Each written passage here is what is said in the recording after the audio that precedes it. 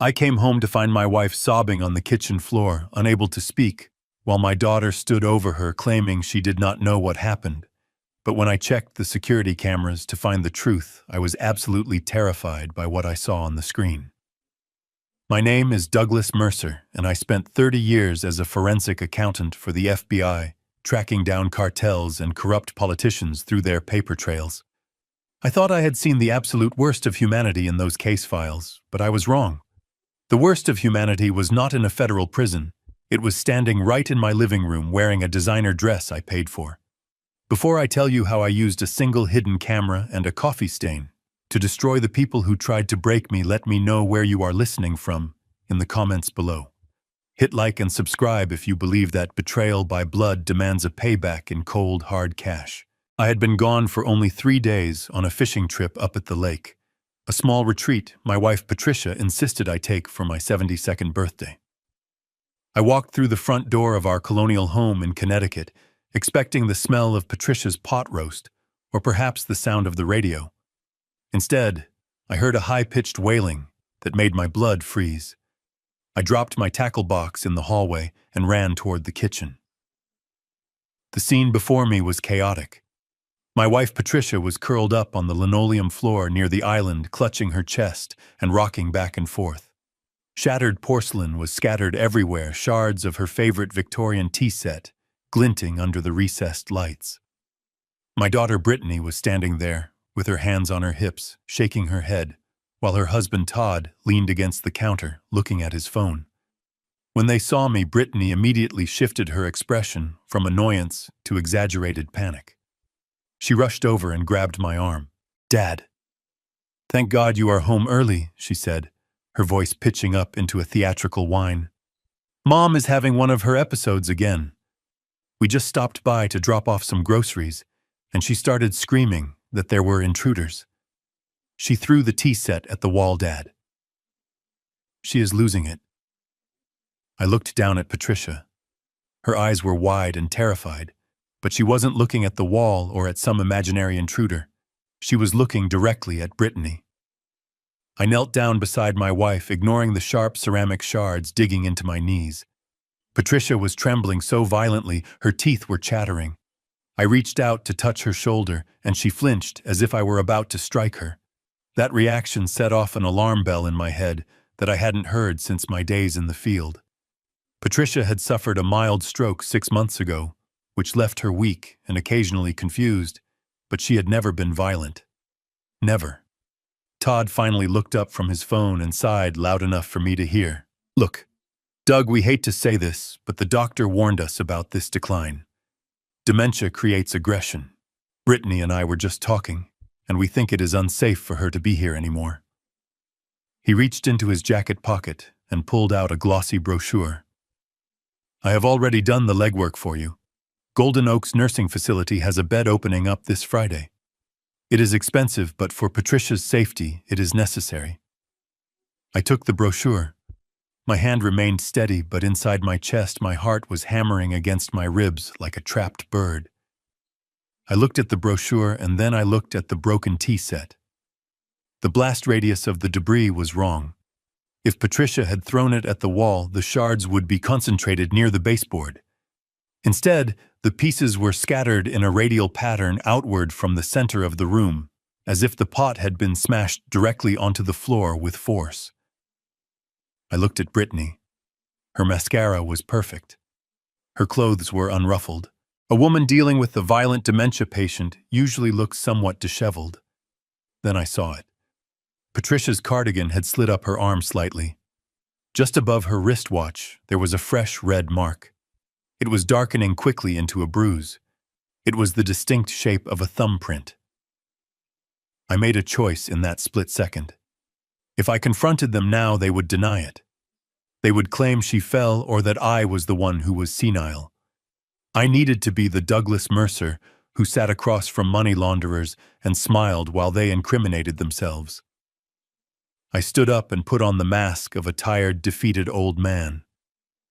"You might be right," I said, keeping my voice low and weary. "She seems very confused.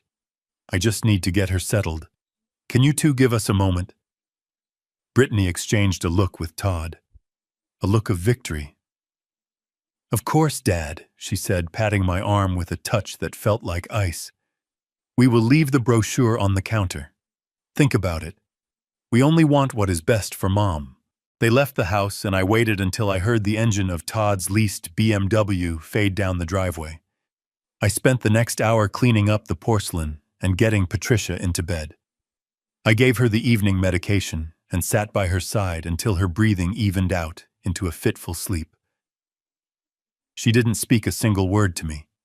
She just gripped my hand so tight, her knuckles turned white. At midnight, the house was silent. I went downstairs to my study and locked the door.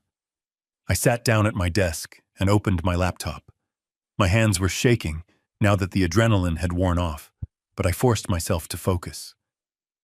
Last week, I had noticed that Patricia's heart medication seemed to be depleting faster than the dosage required. Suspecting a cleaning lady, or perhaps a pharmacy error, I had installed a pinhole camera inside the smoke detector in the kitchen. It was a high-definition wide-angle lens with audio capability classified as Camera 4 on my home network. I logged into the server and scrolled back to the timestamp. 2 hours before I arrived home. I clicked play. The video feed loaded in crisp 4K resolution. I watched as Brittany and Todd entered the kitchen. They didn't have groceries. They had a stack of documents. Patricia was sitting at the breakfast table drinking tea. She looked peaceful. On the screen, Brittany slammed the papers onto the table. "Sign it, Mom," she shouted. The audio picked up the distortion in her voice. It wasn't the sweet voice of my daughter. It was the guttural growl of a desperate woman. Patricia looked confused. "Brittany, I told you I cannot sign over the trust fund without your father. He handles the finances." Todd stepped into the frame. He was pacing. "We don't have time for Doug to look over this," he snapped. His back was to the camera, but I could see his reflection in the glass of the oven door. His face was twisted in rage. "I owe these guys $500,000 by the first of the month, Patricia. If I don't pay, they break my legs. Do you want that on your conscience?" I paused the video. My breath caught in my throat. $500,000. I knew Todd's startup was failing, but I had no idea he was leveraged that deep with loan sharks. I had bailed him out 5 years ago when he gambled away their first mortgage. I thought he had learned his lesson. I was a fool. I resumed the video. Patricia stood up. "I am not signing anything," she said firmly. "You need to leave." That was when it happened. Brittany stepped forward and slapped her mother across the face. The sound was sickening, a sharp crack that echoed through my laptop speakers. Patricia stumbled back, shock registering on her face before she began to cry. "Don't you dare walk away from me," Brittany screamed. She grabbed Patricia by the shoulders and shoved her down into the chair. Todd grabbed the antique teapot from the table. I thought he was going to hit her with it. Instead, he smashed it onto the floor right next to Patricia's feet. Shards flew everywhere. "Sign the papers," old woman Todd hissed, leaning down into her face. He picked up a jagged piece of porcelain and held it inches from her wrist. "Or maybe you want another accident. Maybe this time you fall down the stairs. Doug isn't here to save you." I watched as my wife sobbed, shaking in terror, while my daughter and son-in-law stood over her like vultures. The video ended with them hearing my car in the driveway. The transformation was instant. Brittany smoothed her hair. Todd kicked the papers under the refrigerator. They prepared their faces to lie to me.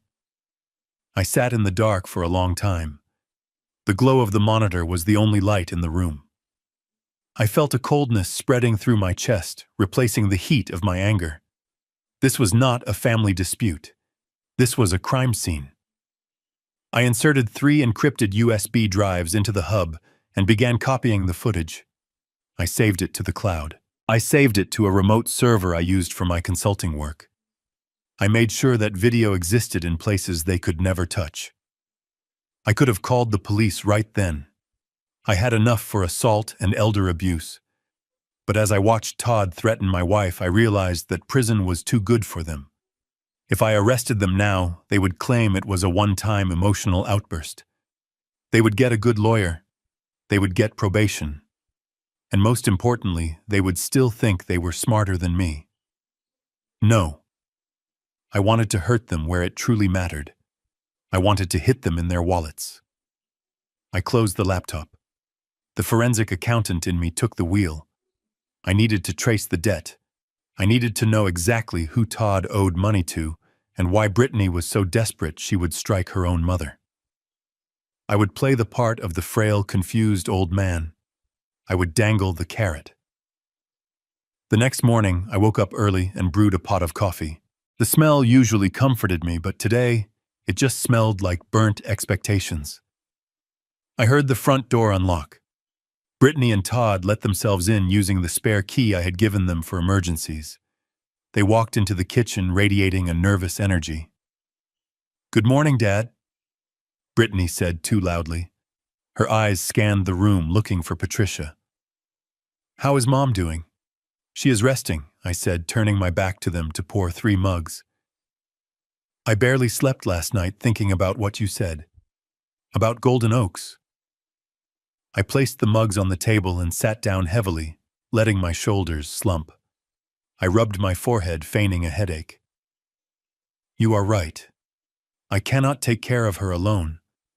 And if her aggression is getting worse, I might be in danger too." Todd sat down so fast his chair scraped loudly against the floor. "I am glad you are being sensible, Doug. It is really for the best. There is just one problem," I said, looking into my black coffee. "The monthly cost at Golden Oaks is $12,000. My pension covers our living expenses, but it won't cover that."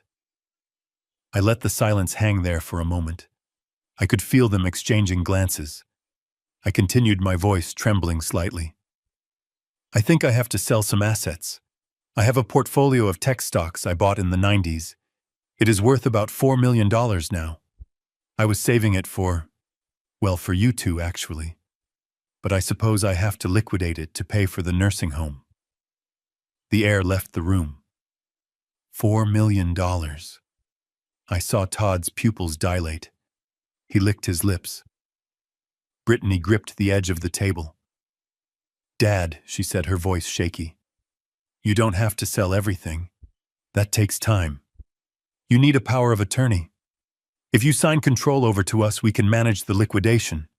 We can make sure Mom gets the best care, and we can protect the rest of the capital. You know, so the taxman doesn't take half of it." Todd leaned in. "Exactly, Doug. You are grieving. You are stressed. You shouldn't be dealing with brokers and bankers right now. Let us handle the burden." He pulled a document out of his briefcase. It was the same document they had tried to force Patricia to sign yesterday.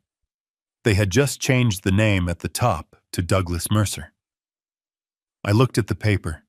It was a general power of attorney granting them full access to all bank accounts, real estate, and investment portfolios. It was a death warrant for my financial existence.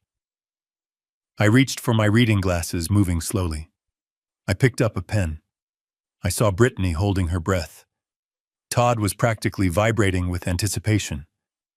This was it. The moment they had been waiting for. The payday that would clear his gambling debts and pay off her credit cards.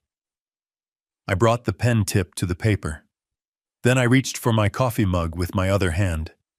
I allowed a tremor to run through my arm. A violent geriatric twitch. My hand jerked. The mug tipped over. Hot black coffee flooded across the table, soaking the document instantly. The dark liquid spread over the legal text, turning the crisp white paper into a brown, soggy mess. "Oh no!" I exclaimed, dropping the pen. "Look at me. I am so clumsy. I am sorry."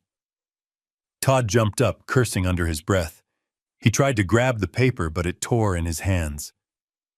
"Damn it, Doug," he muttered before catching himself. Brittany's face was a mask of pure fury, but she forced it back into a smile. "It is okay, Dad. It is just an accident. We can print another one." I stood up, grabbing a towel to dab at the mess. I am just so shaken. Maybe this is a sign. I should have my lawyer Harper look at this before we reprint it, just to make sure we are doing it right tax-wise. You know how strict the IRS is these days. The mention of Harper, my ruthless estate attorney, made Todd flinch. No, Dad, Brittany said quickly. We don't need Harper. He charges so much. We can just print it out here. I paused, looking her dead in the eye. No, Brittany. If I am going to hand over $4 million, I want to do it properly. I will call Harper today. We can meet next week. Next week, Todd choked out. But the bed at Golden Oaks. We'll be there next week, I said firmly. Or we will find another one. I am not rushing into this. I walked to the sink to rinse the towel. I could feel their eyes burning holes in my back. They were desperate. They had a deadline I didn't know about yet, and I had just pushed them past it. Okay, Dad, Brittany said, her voice tight. We will come back tomorrow, just to check on Mom. As they left, I saw Todd kick the tire of my car in the driveway. He was unraveling. Good. Angry people make mistakes, and I was going to be there to record every single one of them. I went upstairs to check on Patricia. She was awake, staring at the ceiling. I sat on the edge of the bed and took her hand. Her thumb stroked the back of my hand, a silent question. I leaned in close. I saw everything on the camera, I whispered. I know what they did. Patricia's eyes filled with tears. She tried to pull her hand away, ashamed, but I held it tighter. They want the money, I said quietly, and they are going to try to take it. But I need you to be strong, Pat. I need you to trust me. We are going to play a game. What game? She whispered, her voice hoarse. The game where they think they are the hunters, I said, smoothing her hair. But they are actually the bait. That afternoon, I drove into the city not to see my lawyer, but to visit the one place Todd never wanted me to go. The grim, nondescript office building in the industrial district that housed the shell company, listed on his business card. I parked down the street and watched. I didn't have to wait long. At 2 p.m., a black SUV pulled up. Two men in ill-fitting suits got out. They didn't look like investors. They looked like problems. They banged on the door of Todd's office. I raised my camera with the telephoto lens and started snapping pictures. 5 minutes later, Todd came out. He looked disheveled. One of the men shoved him against the brick wall. I zoomed in. The man was shouting. Todd was pleading, his hands held up in surrender. I captured the fear in his eyes, the desperation. Then the man did something that confirmed my suspicions. He checked his watch and held up 3 fingers. 3 days. Todd had 3 days to come up with the money, or something bad was going to happen. I lowered the camera. 3 days. That was the timeline. That was why they were pushing for the nursing home so aggressively. If they got power of attorney, they could liquidate my stocks within 48 hours. I drove home with a plan forming in my mind. A plan that would require nerves of steel. I was going to let them think they were winning. I was going to let them push me to the edge. And right when they reached out to push me off, I was going to step aside and let them fall into the abyss they had dug for themselves. When I got home, the house was quiet, but something felt wrong. The air felt heavy. I walked into the kitchen and saw that the smoke detector, my camera 4, was hanging open. The wire had been cut. My heart stopped. Had they found it? I walked over and inspected it. No, it wasn't found. The battery compartment was just open. The battery was gone. Brittany must have taken it for something else, perhaps a remote control, thinking it was just a regular smoke detector. They didn't know about the lens. But then I saw the note on the counter. It was in Brittany's handwriting. Dad took Mom for ice cream. Don't wait up, ice cream. Patricia was diabetic. She hadn't eaten ice cream in 10 years. Panic, cold and sharp, pierced through my calm facade. This wasn't a treat. This was a hostage situation. I pulled out my phone and dialed Harper. Harper, I said, as soon as he answered. Activate the clean slate protocol and get me the file on Todd's bankruptcy. We are moving up the timeline. Why? Doug Harper asked, his voice professional but concerned. What changed? They took her, I said, staring at the empty space where my wife's wheelchair usually sat. And Harper, I'm going to need that forensic team you mentioned. I'm going to audit my son-in-law so hard his ancestors will feel it. I hung up and looked at the black screen of my phone. The game of cat and mouse was over. The hunt had begun. The drive to the First National Bank felt different that morning. For 20 years, I had driven these streets as a father and a husband, but today I drove them as an investigator. I parked my sedan in the furthest spot from the entrance and sat for a moment watching the heavy glass doors swing open and shut. I checked my reflection in the rearview mirror. I did not look like a man on a warpath. I looked like a retiree wearing a beige windbreaker and reading glasses on a chain. Good. Camouflage is the first rule of engagement. I walked into the lobby, and the smell of stale coffee and sanitized money hit me. I bypassed the line of people waiting for the tellers and went straight to the glass office in the back. The branch manager was a man named Peterson, who I had known since he was a junior loan officer. He stood up immediately when he saw me offering a hand that felt too clammy. Mr. Mercer, this is a surprise, Peterson said, guiding me to a leather chair. I thought you were up at the lake. How is Patricia? She is struggling, I said, letting my voice crack just enough to sell the performance. That is actually why I am here. We are putting our affairs in order. Peterson nodded with practiced sympathy. Of course. How can I help? I need to access the records for the small business loan from 2018, I said. The one for that tech consulting firm my son-in-law started. Peterson frowned, tapping on his keyboard. Mr. Mercer, I believe Todd closed that credit line last year. He refinanced with another lender. I don't think you have access anymore. I leaned forward, resting my elbows on his mahogany desk. I stared at him over the rim of my glasses. Check the fine print, Peterson.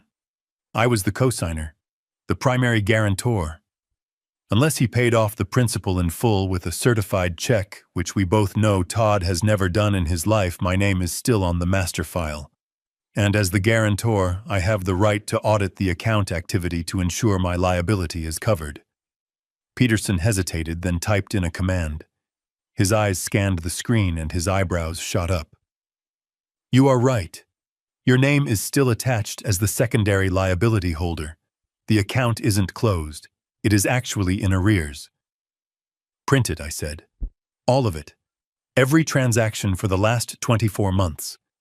And while you are at it, pull the credit inquiry report. I want to know who else has been looking at his financials. The printer hummed in the corner, a rhythmic sound like a heartbeat. Peterson handed me a stack of warm paper. I put on my reading glasses and the world around me faded away. I was no longer in a bank in Connecticut.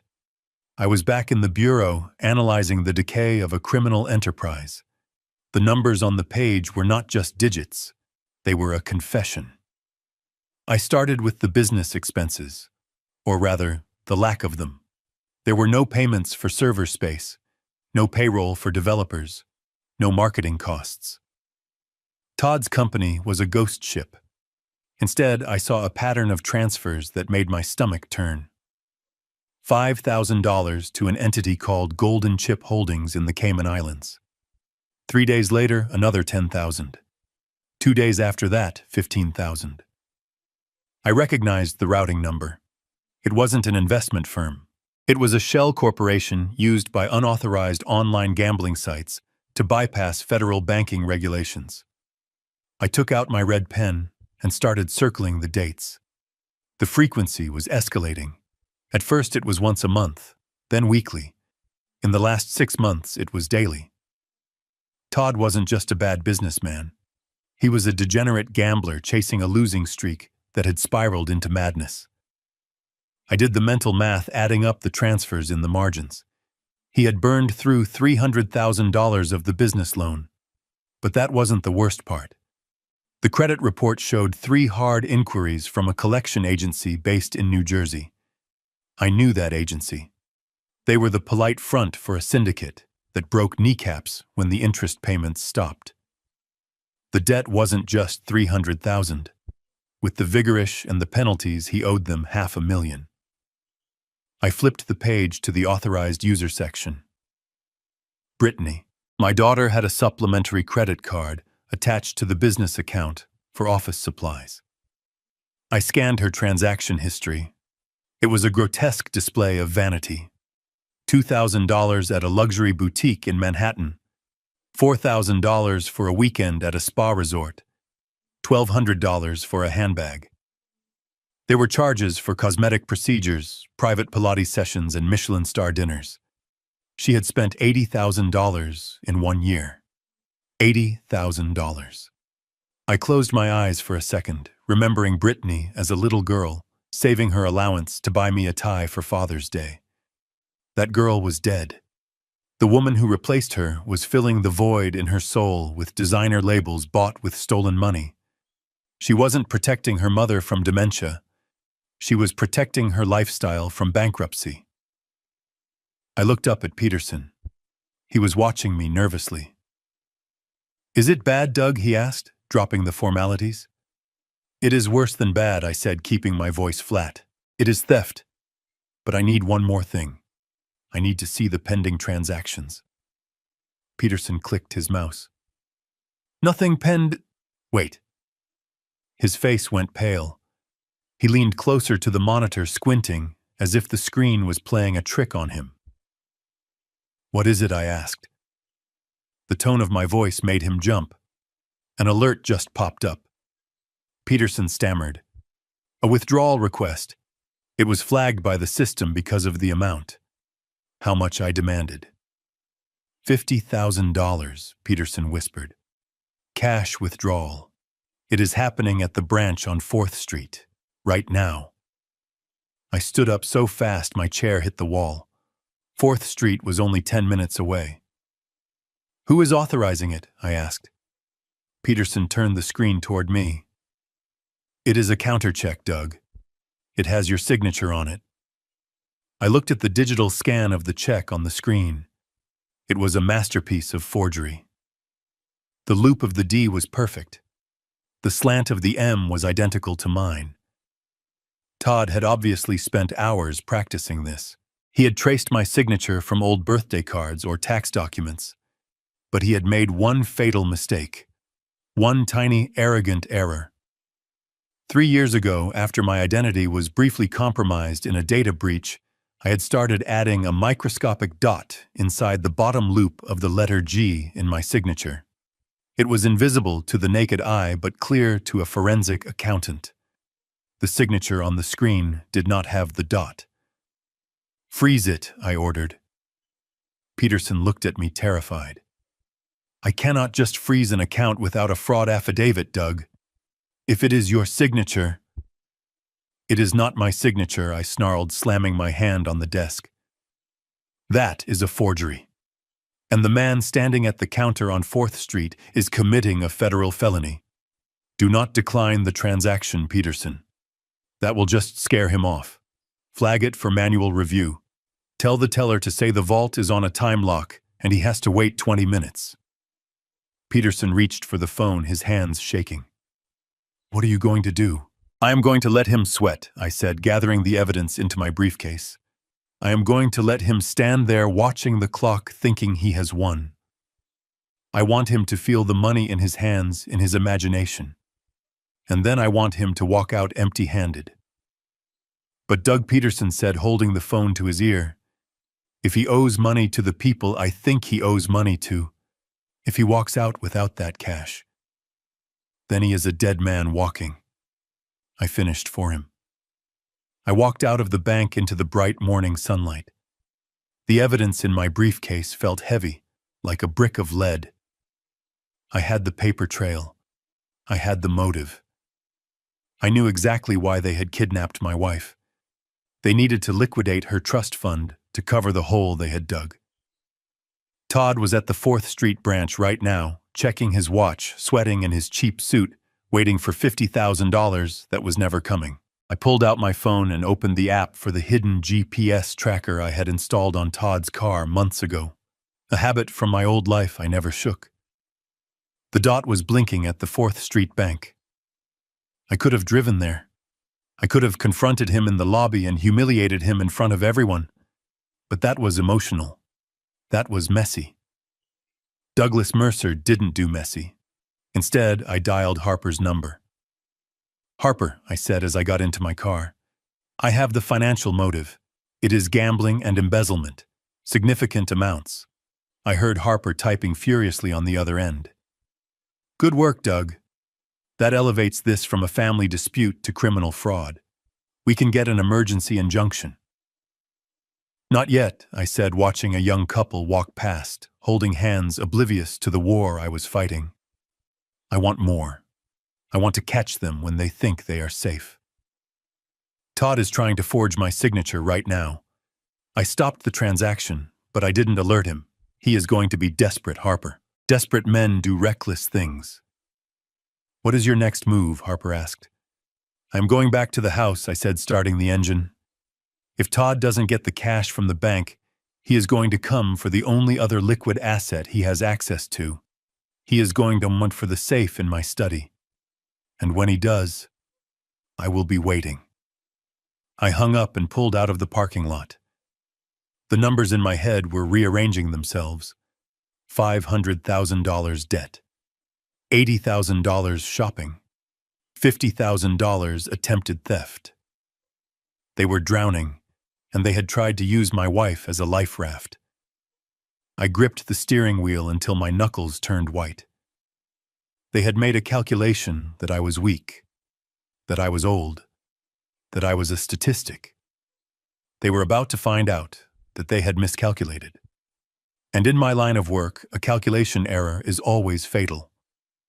I merged onto the highway, my eyes fixed on the road ahead, but my mind already 3 moves ahead on the chessboard. The game had just entered the endgame. Tracking a subject is an art form that requires patience and the ability to become invisible. I sat in my nondescript sedan 3 cars back, watching Todd weave through the mid-morning traffic like a man running from his own shadow. He wasn't heading toward the industrial park, where his failing company was supposedly landing new contracts. He was heading toward the riverfront district, a place of glass high-rises and overpriced bistros where a cup of coffee cost more than my first hourly wage. I kept a safe distance. My hands were steady on the wheel, but my mind was racing through the financial data I had just uncovered at the bank. Todd was drowning in debt, yet here he was driving into the most expensive zip code in the city. It was a paradox that only a narcissist could justify. He pulled into the valet parking of the Sapphire Towers, a luxury condominium complex that catered to the city's young elite. I parked across the street near a newsstand and adjusted my rearview mirror. I watched as Todd stepped out of his car. He checked his hair in the reflection of the window, smoothed his jacket, and handed the valet a tip that I knew he couldn't afford. He didn't go inside immediately. He stood by the fountain, checking his watch. A few minutes later, the glass doors opened and a woman walked out. She was young, perhaps half my age, with blonde hair styled in loose waves and carrying a designer bag that matched the one Brittany had bought last month. But unlike my daughter, who wore her anxiety like a heavy coat, this woman radiated a carefree arrogance. She walked straight to Todd and kissed him. It wasn't a friendly peck on the cheek. It was a claim of ownership. I felt a surge of nausea, not because of the infidelity itself, but because of the betrayal of my daughter. Brittany was at home right now, terrified about losing her house, terrified about her mother's health, and believing that her husband was out working to save them. Instead, he was here playing the role of the wealthy benefactor. They walked arm in arm to an outdoor cafe adjacent to the building. It was crowded, which was perfect for me. I grabbed my hat and sunglasses and exited my car. I moved with the slow, shuffled gait of an old man who had nowhere to be. It was the perfect disguise. No one looks twice at a retiree reading a newspaper. I took a table 2 rows behind them, blocked by a large potted fern. I ordered an iced tea and placed my phone on the table face down. The microphone app was already running calibrated to pick up directional audio. I put in my wireless earbud, and suddenly the background noise of traffic faded away, replaced by the clear, amplified voices of my son-in-law and his mistress. "You look tense, baby," the woman said. Her voice was light, unburdened by the reality of overdue notices. Todd sighed, the sound of a man carrying the weight of his own lies. "It is just the old man," he said. "Doug is being difficult. He almost signed the power of attorney yesterday, but he spilled coffee all over it. I think he is starting to lose it, just like his wife." The woman giggled. "Well, you said it would be done by Friday. My lease is up next month, Todd. You promised me we would be looking at penthouses, not renewing my lease here." I gripped my glass of iced tea. Penthouses. He was promising her a penthouse while he was about to put my wife in a state-funded facility because he claimed we were broke. "Don't worry," Todd said, his voice dropping lower, conspiring. "I have it under control. We are moving the timeline up. I am putting Patricia in Golden Oaks this week. Once she is locked away, Doug will collapse. He cannot function without her. I will declare him incompetent by Monday." I froze. Declare me incompetent. That was the plan. Not just to take the money, but to strip me of my legal rights, to erase me. "And the house?" the woman asked, sipping her wine. "Sold," Todd said, confident. "A developer is already interested. $4 million for the portfolio plus the house. That is enough to pay off my investors, and still have plenty left for us. We can finally take that trip to Paris. Just you and me. No nagging wife, no crying kids." I listened to him sell my life, my home, and my wife's dignity for a vacation and a mistress. He spoke about us as if we were livestock to be liquidated. There was no remorse in his voice, only the cold calculation of a parasite looking for its next host. "Brittany thinks we are broke," the woman said, pausing. "Won't she notice when you suddenly have millions?" Todd laughed, a cruel, dismissive sound. "Brittany believes whatever I tell her. I will tell her the money is tied up in trusts, that we can only access a small stipend. She is so desperate to keep up appearances, she won't ask questions. She is weak. That is why I need you. You are strong." I had heard enough. I slowly reached into my jacket pocket and pulled out my compact camera. It was small, but it had a professional-grade lens. I waited for the perfect moment. I waited until Todd reached across the table and held her hand, looking into her eyes, with that practiced sincerity he had used on my daughter for 10 years. I aimed through the gap in the fern leaves. Click. I caught the intimacy, the smile, the wine bottle. Then I waited again. I waited until the check came. I watched Todd pull out a credit card. I zoomed in on the card as he placed it on the tray. It was a corporate card. My corporate card. The one attached to the account I had co-signed. He was paying for his mistress's lunch with my money. Click, click, click. I took a dozen photos. I captured the address of the building. I captured the license plate of her car when the valet brought it around. I documented every second of his betrayal.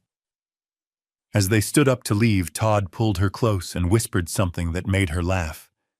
They looked like the perfect couple. Successful, happy, young. They had no idea that the old man sitting 2 tables away, adjusting his hearing aid, had just loaded the gun that would end their world. I waited until they were gone before I stood up.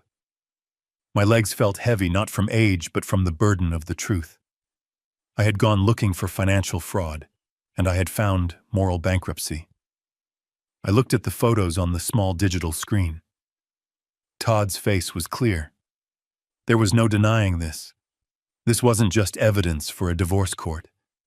This was the leverage I needed to separate the wolves. Brittany was a participant in the scheme against me, yes, but she was motivated by fear and manipulation. Todd was the architect. If I showed these photos to Brittany, she would shatter. And in her shattered state, she might be willing to turn on him to save herself. I walked back to my car, feeling a cold resolve settle over me. The heartbreak was gone, replaced by a tactical clarity. Todd wanted to send me to a home. He wanted to sell my house. He wanted to erase me. He had made the classic mistake of the amateur criminal. He assumed his victim was asleep. But I wasn't asleep. I was wide awake.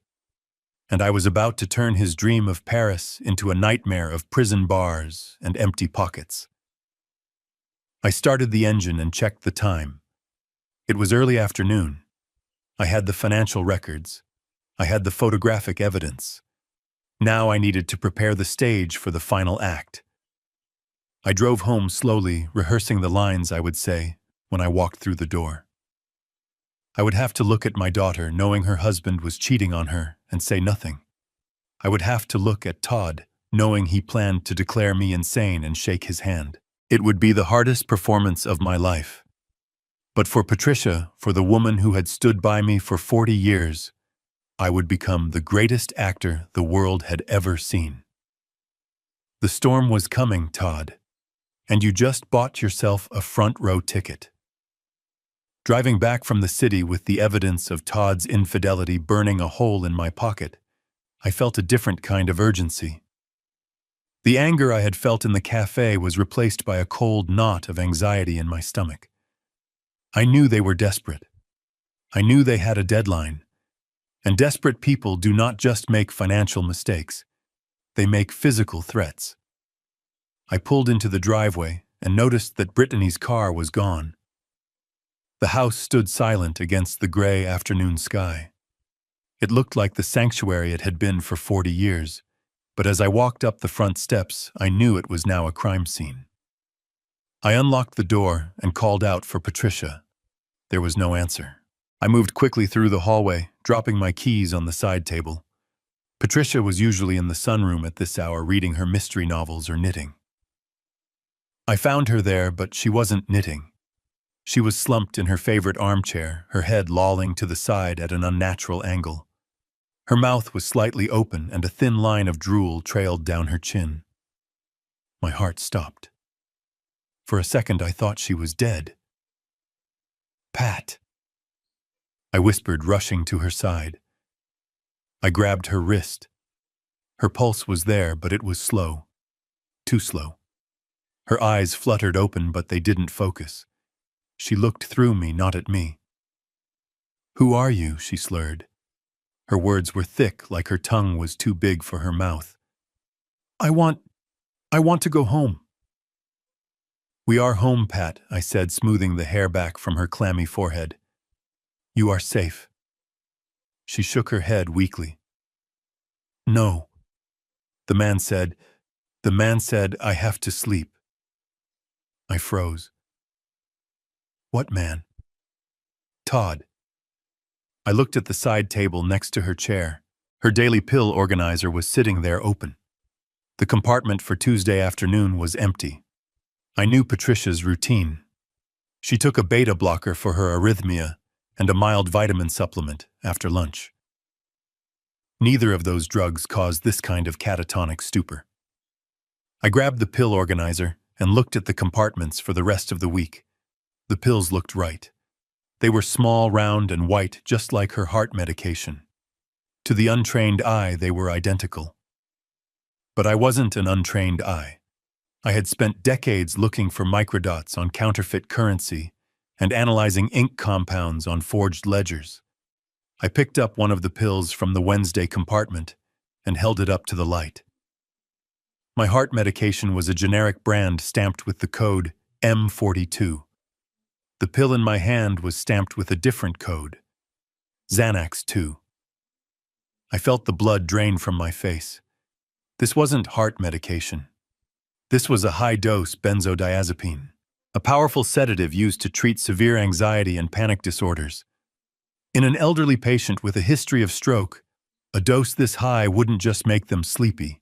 It would induce confusion, memory loss, and motor control failure. It mimics the exact symptoms of advanced dementia. They weren't just waiting for her to decline. They were manufacturing the decline. They were poisoning her to prove to the doctors and the courts that she was incompetent. I went to the kitchen and found the prescription bottle in the cabinet. The label said metoprolol, but the pills inside were all switched. Brittany must have done it while I was out. She had swapped the contents, knowing that if the paramedics or social workers came, they would only check the label on the bottle. I gripped the edge of the counter, my knuckles turning white. This was attempted murder. If Patricia took too many of these with her weak heart, she could go into respiratory arrest. I wanted to scream. I wanted to drive over to Todd's office and beat him until he couldn't stand. But I stopped myself. Violence was their language. Strategy was mine. If I called the police now, they would claim it was a mistake. They would say Patricia got confused and mixed up old bottles. They would say I was the one who mixed them up because I was old and senile. Without video proof of the switch, it was my word against theirs. And right now, my word was worth nothing because they had already planted the seeds of doubt about my mental state. Number 1. I had to be smarter. I ran upstairs to the master bathroom and dug through my travel kit. I always kept an emergency supply of our medications in there for trips. I found the real bottle of heart medication. I went back downstairs and emptied the poisoned pills into a plastic bag, which I hid inside the hollow leg of the dining room table. Then I refilled the prescription bottle and her weekly organizer with the real heart medication. Now came the hardest part. I went back to the sunroom. I took a wet cloth and wiped Patricia's face. I made her drink 2 glasses of water to help flush the sedative out of her system. It took an hour, but slowly the fog began to lift. Her eyes regained that sharp intelligence I had fallen in love with 50 years ago. "Doug," she whispered, gripping my hand. I felt so strange. I felt like I was drowning on dry land. "I know," I said quietly, kissing her knuckles. "I know what they did, Pat.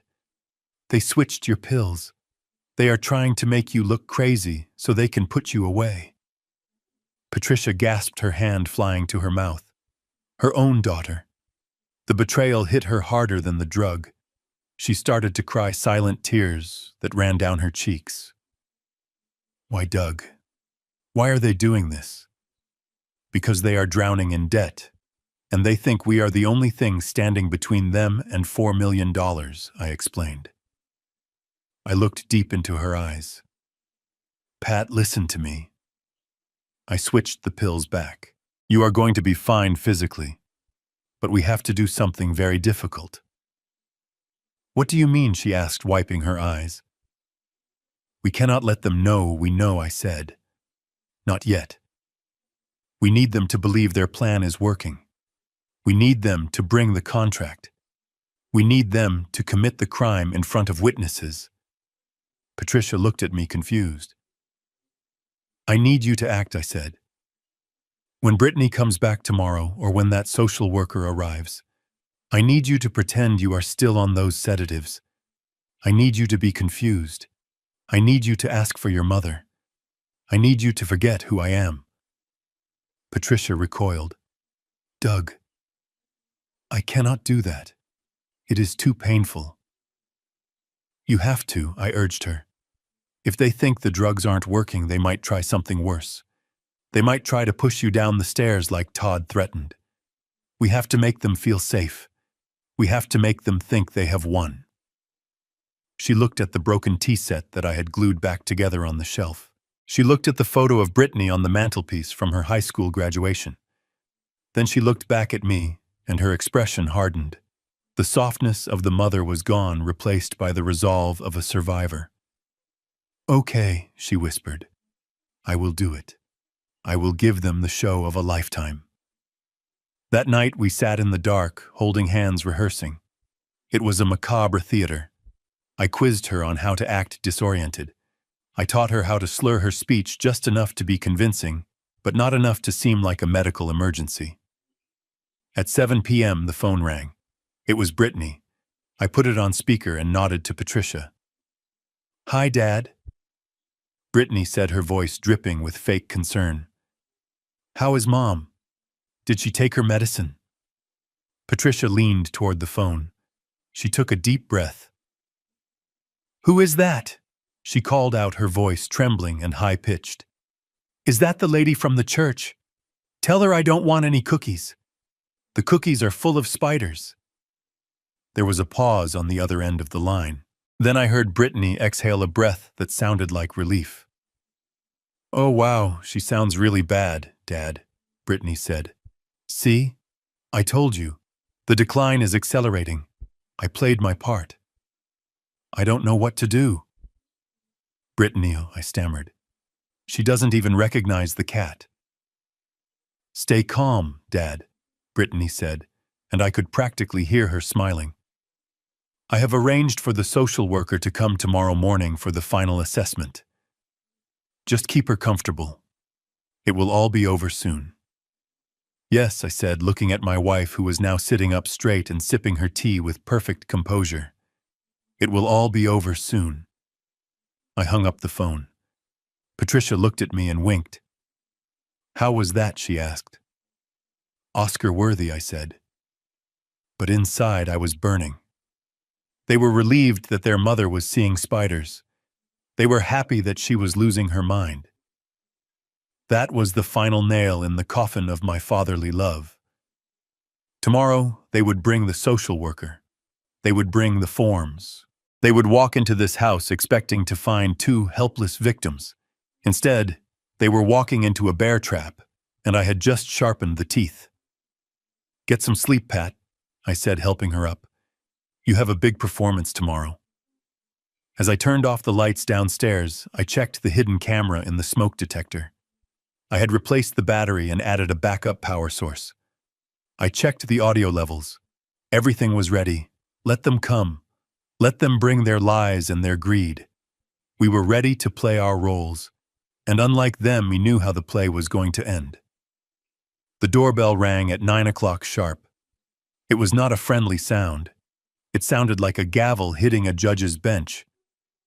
I was sitting in the living room wearing my oldest cardigan, the one with the frayed cuffs.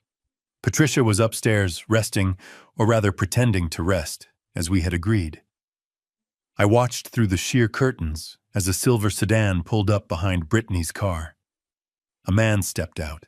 He was wearing a suit that was slightly too shiny and carrying a briefcase that looked like it had never seen the inside of a courtroom. This was the executioner my daughter had hired. Brittany opened the door before he could knock. She was wearing her performance face. Her eyes were red-rimmed, as if she had been crying all morning, and her posture was slumped with the weight of imaginary burdens. "Come in, Mr. Garris," she whispered loud enough for me to hear. "Thank you for coming on such short notice. We are just desperate. We don't know what else to do." They walked into the living room. Mr. Garris was a small man with shifting eyes and the smell of stale cigarette smoke clinging to his polyester jacket. He didn't look at me. He looked at the antique clock on the mantelpiece and the oil paintings on the walls. He was appraising the inventory, not the patient.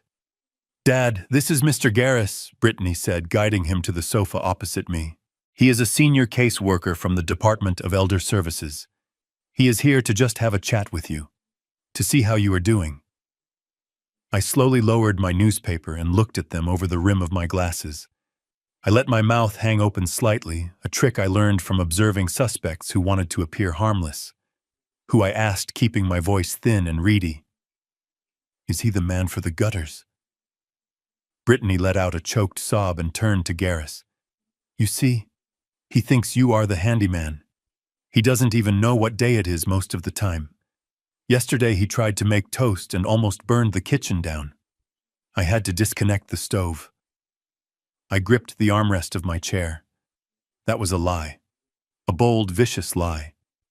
I hadn't touched the stove in a week because Brittany had been ordering takeout to keep us sedated with sodium and grease. But I couldn't defend myself. Defending myself would make me look aggressive. Aggression was a symptom of dementia. Silence was my only shield.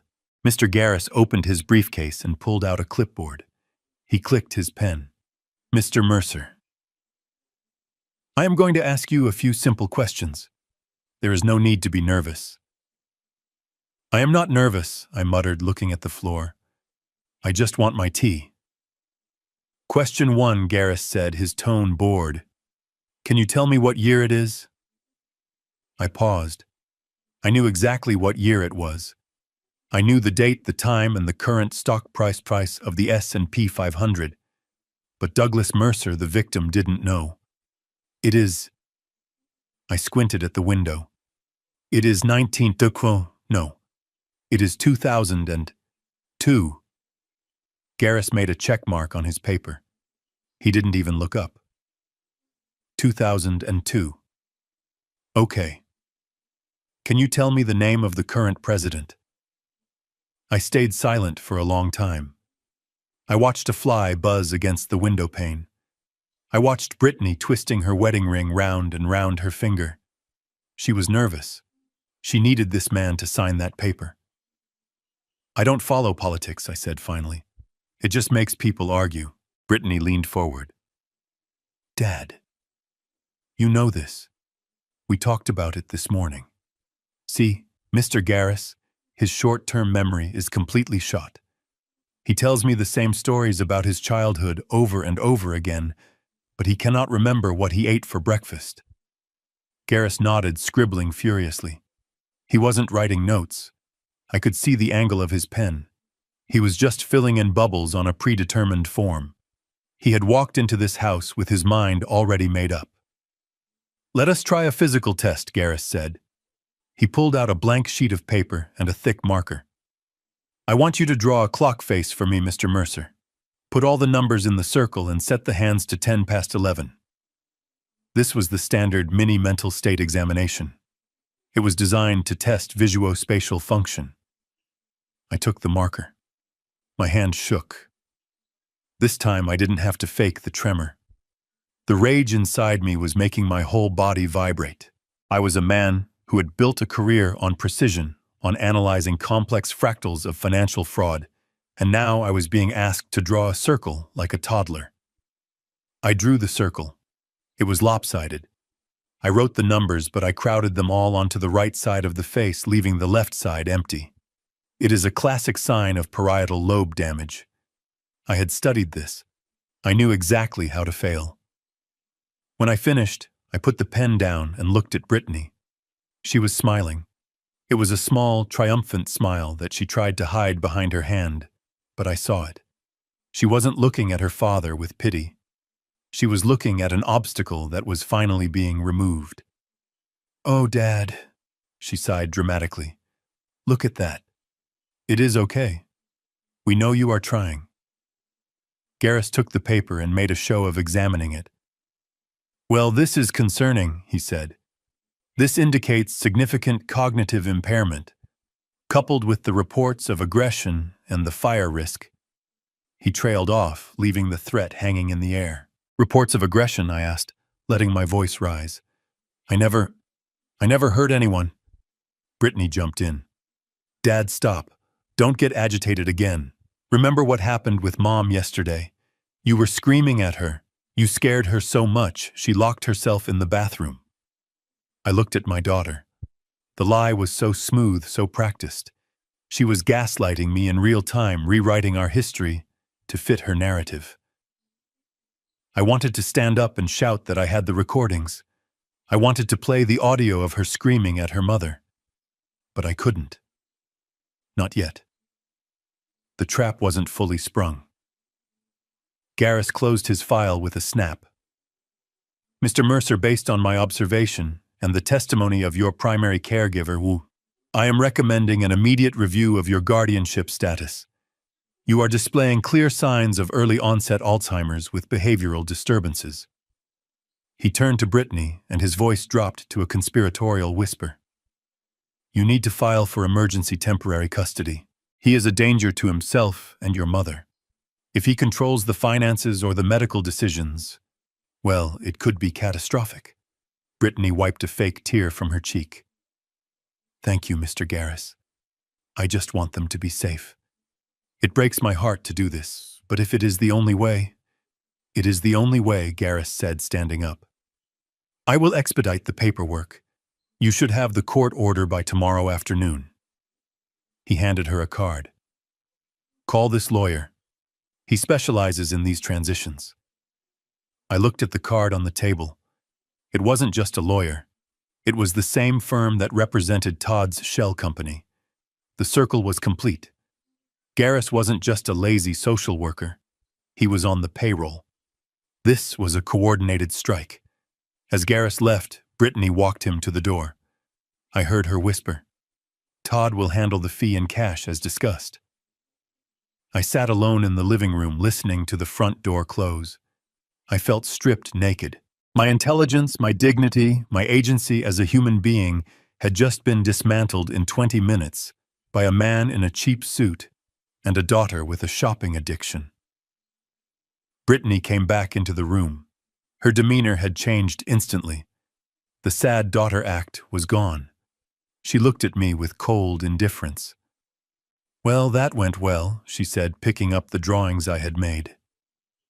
You should go take a nap, Dad. Todd is coming over later to help you pack some things. We are going to move you into the guest room downstairs. It is safer for you. No stairs.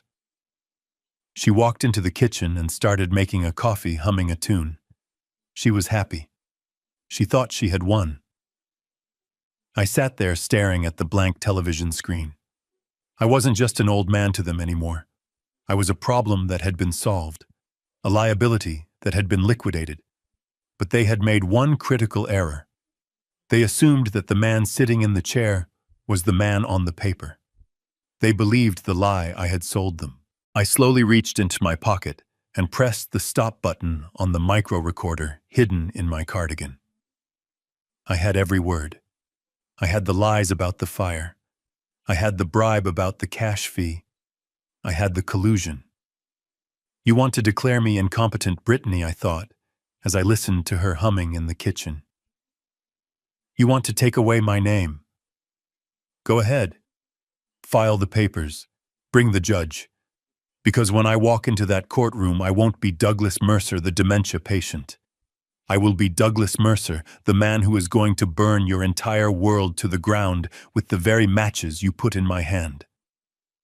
I closed my eyes and let out a long, slow breath. The humiliation burned like acid in my veins, but I swallowed it down. I would use it as fuel. Tomorrow they would come for the kill, and tomorrow I would be waiting. The drive back from Harper's office felt like a victory lap. The sun was shining on the Connecticut Turnpike, and for the first time in days, I felt a lightness in my chest. Harper had prepared the legal landmines perfectly. We had drafted a revocable trust that would trap Todd and Brittany in a web of litigation the moment they tried to touch a single cent. I had the recordings. I had the bank statements. I was ready to spring the trap. I even stopped at a bakery on Main Street to buy Patricia a slice of lemon cake, her favorite treat.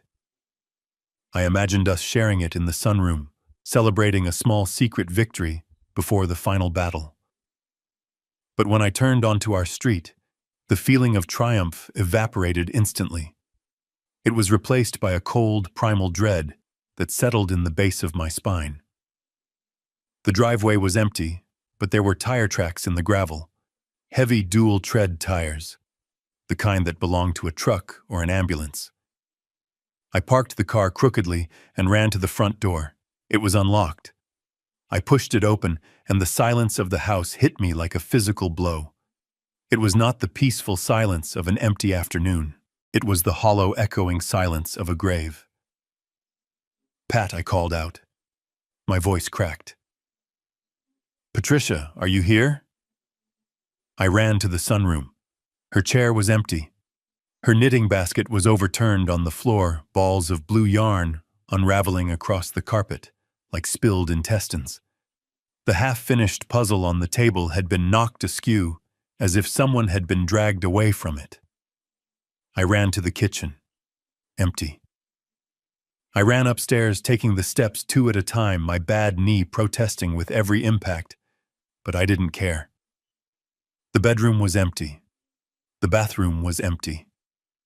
She was gone. I stood in the hallway, breathing hard, my heart hammering against my ribs. I felt a wave of dizziness. I grabbed the doorframe to steady myself. Think, Douglas. Think. I went back downstairs to the kitchen. That was when I saw it. A single sheet of yellow legal pad paper sitting in the center of the granite island. It was held down by the salt shaker. I walked toward it, my legs feeling like lead. I recognized the handwriting immediately.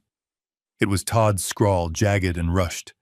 The note read simply, "Mom had a violent episode. For her safety and ours, we had to call emergency services. She is being held at the Crestview Psychiatric Facility for a 72-hour observation period under state statute. If you want to see her, bring the property deed and the signed power of attorney to my office tomorrow at 9 a.m. Do not bring lawyers. Do not bring police. We just want to help her." I crumpled the note in my fist. Help her? They didn't want to help her. They had kidnapped her. They had used the legal system as a weapon. They had likely told the paramedics she was a danger to herself. They had used the fabricated medical history, the poisoned symptoms from the day before, to convince a doctor to sign an involuntary hold order. It was a kidnapping sanctioned by the state. I pulled out my phone and checked the notification history from the security system. I had been so focused on my meeting with Harper that I had silenced my alerts. There it was. Motion detected at 10:15 a.m. I opened the app and watched the footage. It was the most painful thing I have ever watched in my life. I saw an ambulance pull up. 2 paramedics got out, followed by Todd. He was acting the part of the distraught son, wringing his hands, pointing at the house. They entered. I switched to the interior camera. I saw Patricia sitting in her chair working on her puzzle. She looked up, smiling, expecting me. Instead, she saw strangers. Todd pointed at her. "She has a knife," he shouted. "She threatened to kill us." Patricia didn't have a knife. She had a knitting needle. She held it up, confused. "No, I am making a scarf," she said, her voice trembling. The paramedics didn't wait. They moved in. One of them grabbed her arm. She screamed, "Douglas, help me!" Douglas. I watched my wife of 40 years being strapped to a gurney while she cried out my name. I watched Todd standing in the corner smirking as he signed the transport paperwork. I watched them wheel her out of the house, leaving behind the overturned basket and the silence. I dropped the phone. It clattered onto the tile floor. A sound escaped my throat. It started as a groan and rose into a roar of pure, unadulterated rage. It was a sound I didn't know I was capable of making. It was the sound of a man who had played by the rules his entire life, realizing that the rules no longer applied. I had left her alone. I had been so busy being smart, so busy being a detective, that I had failed to be a husband. I had left her defenseless against wolves. I stumbled into the downstairs bathroom. I needed cold water. I needed to shock myself back into reality. I turned on the faucet and splashed water onto my face. It dripped down my nose, mixing with the sweat and the tears of frustration I refused to let fall. I looked up into the mirror. The man staring back at me looked old. He looked weak. He looked like the victim Todd and Brittany thought he was. He looked like a man who would sign a deed to save his wife. He looked like a man who had lost. I hated him. I pulled my fist back and punched the glass. The sound of the mirror shattering was loud and sharp like a gunshot. Shards of glass rained down into the sink. The reflection fractured into 1,000 jagged pieces. Pain shot up my arm. I pulled my hand back. My knuckles were split and bleeding. Dark red blood dripped onto the pristine white porcelain of the sink. I stared at the blood. It was bright. It was real. The pain was clarifying. It burned away the panic. It burned away the guilt. It burned away the hesitation. I wasn't Douglas Mercer, the retiree, anymore. I wasn't Douglas Mercer, the forensic accountant. I looked at the fractured reflection. The old man was gone. In his place was something else. Something colder. Something harder. They wanted a war. They wanted to use force. They wanted to take the person I loved most in the world and use her as leverage in a negotiation for a house. They had made a fatal error. You do not negotiate with terrorists. You eliminate them. I wrapped a towel around my bleeding hand, pulling it tight until the pressure turned the pain into a dull throb. I walked out of the bathroom and into my study. I opened the bottom drawer of my desk. I moved aside the old tax returns and the photo albums. Underneath them was a small black safe box. I dialed in the combination. Inside was a hard drive. Not the one with the camera footage. This was a different drive. It contained the files I had kept from my days at the Bureau. The files on favors owed. The files on private investigators who operated in the gray areas of the law. The files on how to dismantle a person's life, not just financially, but completely. I took out the drive. I picked up my phone. I didn't call Harper. Harper was for the law. Where I was going, the law couldn't help me fast enough. I dialed a number I hadn't called in 10 years. A man named Russo who used to find people who didn't want to be found. Mercer Russo's voice rasped on the other end. I thought you were retired. I was. I said, my voice steady and cold like the winter wind. But something came up. I need a team at Crestview Psychiatric within the hour. And Russo bring the jammer. I don't want any cameras working when I get there. I hung up. I walked back to the kitchen and picked up the ransom note. I folded it neatly and put it in my pocket. I would bring it to the meeting tomorrow, but I wouldn't be bringing the deed. I looked at the empty spot where the lemon cake sat on the counter. I am coming for you, Pat. I whispered to the empty room. I walked out of the house. I didn't lock the door. It didn't matter anymore. The house was just wood and stone. My home was in a hospital bed surrounded by strangers, and I was going to burn down the entire city if that was what it took to get her back. The sun had gone down. The sky was dark. It was fitting. The time for daylight and transparency was over. Now we worked in the dark. The house was silent, but it was not empty. It was filled with the ghosts of the memories Todd and Brittany had desecrated. I sat in my study illuminated only by the cold blue glow of my 3 monitors. The shattered mirror in the bathroom was behind me, a testament to the rage I had bottled up. Now that rage had distilled into something far more dangerous. It had become focus. I cracked my knuckles and leaned into the keyboard. The clock on the wall ticked past 2 in the morning. 7 hours until the meeting. 7 hours until I walked into the lion's den. But before I did, I needed to know exactly what was happening inside the cage where they were keeping my wife. Crestview Psychiatric was a private facility. In my experience, private facilities cut corners. They spent money on mahogany desks for the administrators and marble floors for the lobby, but they always skimped on cybersecurity. They assumed that patient privacy laws were a shield that no one would dare to cross. They were wrong. I pulled up the command terminal. I wasn't using the brute force methods of modern hackers. I was using the old tools, the backdoors we used to exploit in the 90s when digital infrastructure was being built by the lowest bidder. I ran a port scan on their external server, just as I suspected. Port 8080 was open for remote maintenance. It took me 20 minutes to bypass the firewall. It was laughably weak. The password for the system administrator account was simply the name of the facility followed by the current year. It was an insult to the concept of security. I was in. I navigated through the digital architecture of the hospital. I found the patient database.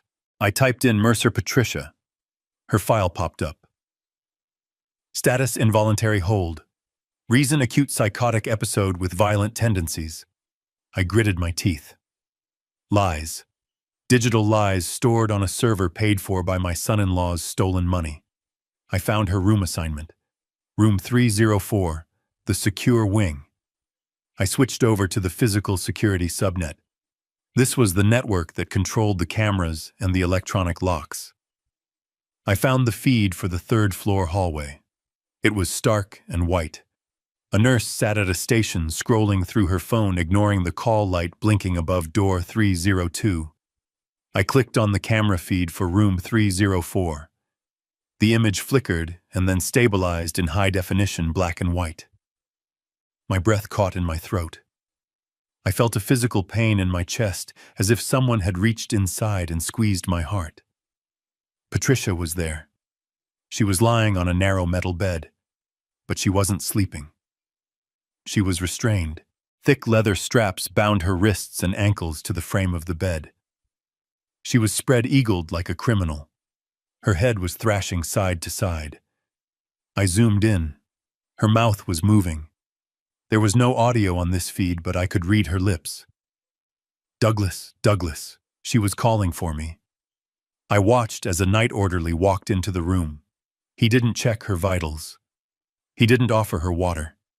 He leaned over the bed and said something that made her flinch. He laughed. It was a casual, cruel laugh. Then he checked the tightness of the straps, pulling them tighter, until I saw Patricia wince in pain. I froze the image. I saved the clip. Then I saved the entire 2-hour buffer. This wasn't just malpractice. This was torture. And it was all the evidence I needed to bypass the local police who might be swayed by Todd's connections or Garris's paperwork. This was a violation of federal patient rights, and given the fraudulent nature of her admission, it was kidnapping across state lines if the funding involved federal insurance, which I knew it did. I closed the window, but I kept the connection open. I routed the feed to my cloud server. I wanted a permanent record of every second she spent in that hell. I picked up my burner phone. It was time to activate the cavalry. I dialed a number that belonged to a man named Miller. Special Agent Miller. We had worked together on the racketeering task force in New York. He was the kind of man who didn't sleep and who hated bullies even more than I did. Miller picked up on the second ring. "Mercer," he said. His voice was gravelly. "It is 3 a.m. You better have a body or a lead." "I have both," I said. "I am sending you a secure packet right now. Check your encrypted email." I heard the click of a mouse on his end. Then silence. A long, heavy silence as he read the files I had compiled. The bank statements showing Todd's money laundering, the wire transfers to the Cayman Islands, the photos of the forgery, and finally the video clip I had just downloaded of an elderly woman tied to a bed. "This is your wife," Miller asked. His voice had lost its edge. It was quiet now. Deadly quiet. "Yes," I said. "They took her yesterday. They are holding her to force me to sign over a $4 million trust fund. The meeting is at 9 a.m. at the son-in-law's office." Miller let out a slow breath. "This is wire fraud, money laundering, elder abuse, kidnapping. And since the bank transfers crossed state lines, we have jurisdiction." "I need a team, Miller," I said. "I don't want local cops. Todd has the local social worker in his pocket." "I need a federal extraction team." "You will have it," Miller said. "I will have a tactical unit staged 2 blocks from the office by 8:30. We will wait for your signal." "What is the trigger?" "I am going to walk in there alone," I said. "I am going to let them think they have won. I am going to let them put the pen in my hand. I want them to admit to everything on tape. When I sign the paper, that is the signal." "But Miller, I need another team at the hospital." "Already on it," Miller replied. "I am dispatching a unit to Crestview. We will secure your wife. Do not worry, Doug. By noon today, these people will wish they had never been born." I hung up. Next, I called Harper. My lawyer answered immediately. He knew tonight was the night. "Is it done?" Harper asked.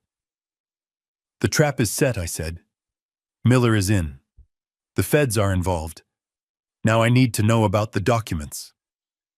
Harper cleared his throat. I spent all night drafting them. The deed looks real. The power of attorney looks real. But the watermark on the paper, Doug, it is specific. In the legal world, it is known as a non-binding draft. It holds no weight in court. But to the naked eye, it looks like an unconditional surrender. Good, I said. And the other document? The confession, Harper said. It is buried in the fine print of the transfer agreement. Clause 17, Section B. By signing as a witness, Todd acknowledges full liability for all outstanding debts and admits to the falsification of medical records. If he signs it, he is signing his own confession. He never reads the fine print, I said. He is too arrogant. Be careful, Doug Harper warned. When you walk into that room, you are defenseless. If they realize you are playing them, I looked at the image of Patricia on my monitor. She had stopped struggling. She was staring up at the ceiling, waiting for a savior who hadn't come yet. I am not defenseless, I said. I have the truth. And tomorrow, truth is going to be wearing a wire. I spent the rest of the night preparing. I showered and shaved, scrubbing the exhaustion from my face. I dressed in my best suit, a charcoal gray wool that I used to wear for grand jury testimonies. I polished my shoes until they shone like obsidian. I stood in front of the mirror in the hallway. I adjusted my tie. I looked at the man in the reflection. He didn't look like a retired grandfather anymore. He looked like an apex predator who had been woken from hibernation. I checked my equipment. The micro recorder in my lapel. The GPS tracker in my shoe. The phone in my pocket linked to Miller's comms frequency. I walked to the kitchen and made a cup of coffee. I drank it standing up, staring at the empty spot where Patricia's tea set used to be. They had taken my peace. They had taken my wife. They had tried to take my dignity. I rinsed the cup and set it in the sink. I walked to the front door and opened it. The sky was turning a bruised purple in the east. The dawn was coming. I stepped out into the cool morning air. I didn't lock the door behind me. I wouldn't need keys where I was going. I got into my car and started the engine. It purred to life. I am coming, Todd, I said to the empty car, and I am bringing hell with me. I pulled out of the driveway and headed toward the city. The road ahead was clear. The destination was justice, and the price of admission was going to be everything they had. The elevator ride to the 30th floor of the Millennium Tower was smooth and silent, a stark contrast to the turbulence churning inside my gut. The doors slid open to reveal a lobby that smelled of expensive leather and intimidation. This was Todd's domain. Or rather, it was the domain he rented to convince the world he was a master of the universe. I stepped out onto the plush carpet, allowing my shoulders to slump and my gait to shuffle. I leaned heavily on the cane I had bought at a thrift store an hour ago. To the receptionist, I was just another confused geriatric client lost in the maze of corporate law. To the security camera in the corner, I was a non-threat. I made my way to the double-glass doors at the end of the hall. Through the frosted pane, I could see the silhouettes of the people waiting for me.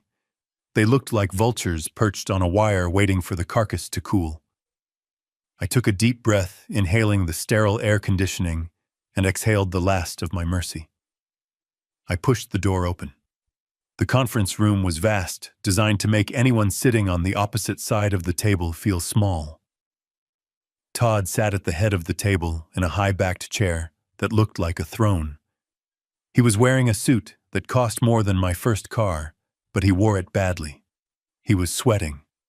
A thin sheen of perspiration glistened on his upper lip, and his leg was bouncing under the table.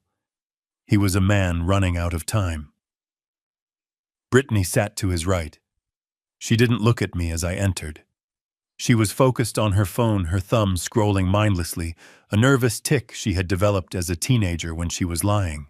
Next to her was Garrus, the social worker, looking smug and self-important, with his file folders spread out like a royal flush. But it was the two men on the left side of the table who drew my attention.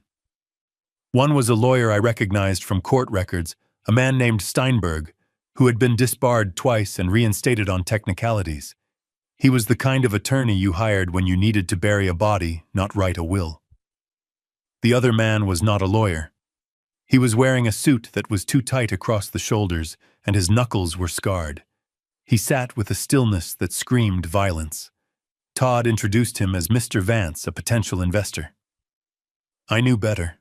I recognized the tattoo peeking out from under his cuff, a spider web on the wrist. This was the collection agent for the syndicate. He was here to make sure the money was transferred before he broke Todd's legs. "You are late, Doug," Todd snapped, not bothering to stand up. "We have a schedule to keep." "I am sorry," I mumbled, letting my voice waver. "The traffic, and my hip is bothering me today." I shuffled to the single empty chair at the end of the table. It was lower than the others placed intentionally, so I would have to look up at them. I sat down slowly, making a show of arranging my cane and my reading glasses. I saw Mr. Vance check his watch. He gave Todd a look that could have cut glass. "Let us skip the pleasantries," Steinberg said, sliding a thick document across the polished mahogany. "We have prepared the transfer of assets as discussed. This document grants Todd and Brittany full durable power of attorney and immediate control of the Mercer Family Trust, including the real estate portfolio. It also retroactively approves the sale of the primary residence to cover medical expenses." I looked at the stack of papers. It was thick, heavy, and final. It was the instrument of my destruction. Todd leaned forward, his eyes manic. "It is standard procedure, Doug. We just need to liquidate the assets to pay for Mom's care. Crestview is not cheap, you know. We are doing this for her." I looked at Brittany. She finally raised her eyes to meet mine. There was no love there, only a hard glint of greed mixed with fear. She was afraid of the man with the spiderweb tattoo, but she was willing to sacrifice her father to appease him. "Where is she?" I asked, my voice barely a whisper. "I want to know how she is." "She is sedated," Todd said quickly. "She was violent again this morning, Doug. Attacked a nurse. It is better if you don't see her until she is stabilized. Maybe in a week or two. A week or two. In a week or two, they would have drained the accounts, sold the house, and left Patricia to rot in a state ward." I reached out a trembling hand and touched the paper. I felt the texture of the bond. Harper had done a magnificent job. To the untrained eye, it looked like a standard legal contract. But I knew the secrets hidden in the watermark. "I cannot sign this," I said, pulling my hand back. The room went deadly silent. Mr. Vance shifted in his seat, and the leather creaked loudly. Todd's face turned a shade of purple I had never seen before. "What did you say?" Todd hissed, standing up. "I cannot sign this," I repeated, looking down at my hands. "Not until I know she is okay. You took her away. You didn't even let me say goodbye." Brittany slammed her hand on the table. "Oh, for God's sake, Dad, stop being so dramatic. She is in a hospital, not a dungeon. Just sign the damn paper so we can pay the bills. Do you want them to kick her out onto the street?" I looked at the man with the spiderweb tattoo. I looked him right in the eye. He didn't blink. He knew what was at stake. He knew that without this signature, he wasn't getting his $500,000. "I need to see her," I said, letting a tear roll down my cheek. "Just let me see her once. If I can see her, if I can hold her hand, I will sign everything. The house, the stocks, the pension. Take it all. I just want my wife." Todd looked at Steinberg. Steinberg shrugged. It was a calculated risk. Todd looked at Mr. Vance. The muscle man gave a barely perceptible nod. He didn't care about the emotional theatrics, he just wanted the deal closed. "Fine," Todd spat. He pulled out his phone. "I will FaceTime the doctor. You can see her on the screen. That is the best I can do." He dialed a number. A moment later, he turned the phone around. The screen showed a sterile white room. Patricia was lying in bed. Her eyes were closed. She looked pale and small, but she was breathing. See, Todd said, pulling the phone away before I could get a good look. She is resting. She is safe. Now pick up the pen, Doug. Or so help me God, I will have Garris file the incompetency order right now, and you will never see her again. It was the ultimate threat, the nuclear option. I let out a shuddering breath. I reached into my jacket pocket. I saw Mr. Vance tense up, expecting a weapon. Instead, I pulled out my own pen, an old silver fountain pen that Patricia had given me for our 25th anniversary. I uncapped it slowly. My hand shook violently. I looked at Brittany one last time, giving her a final chance to be a human being.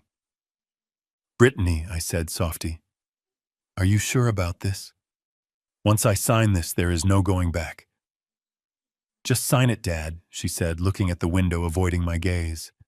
Stop making this harder than it has to be. I nodded. I accepted my fate, or at least the fate they thought I was accepting. I bent over the document. The text blurred before my eyes, not from tears, but from the sheer intensity of the adrenaline flooding my system. This was the kill zone. I placed the nib of the pen on the signature line. The ink bled slightly into the paper. I promise you, Todd. I said, my voice suddenly steadying, losing the tremor, losing the age, losing the weakness. I promise you that you are going to get exactly what you deserve. Todd laughed, a nervous cackling sound. Yeah, Doug. Just write your name.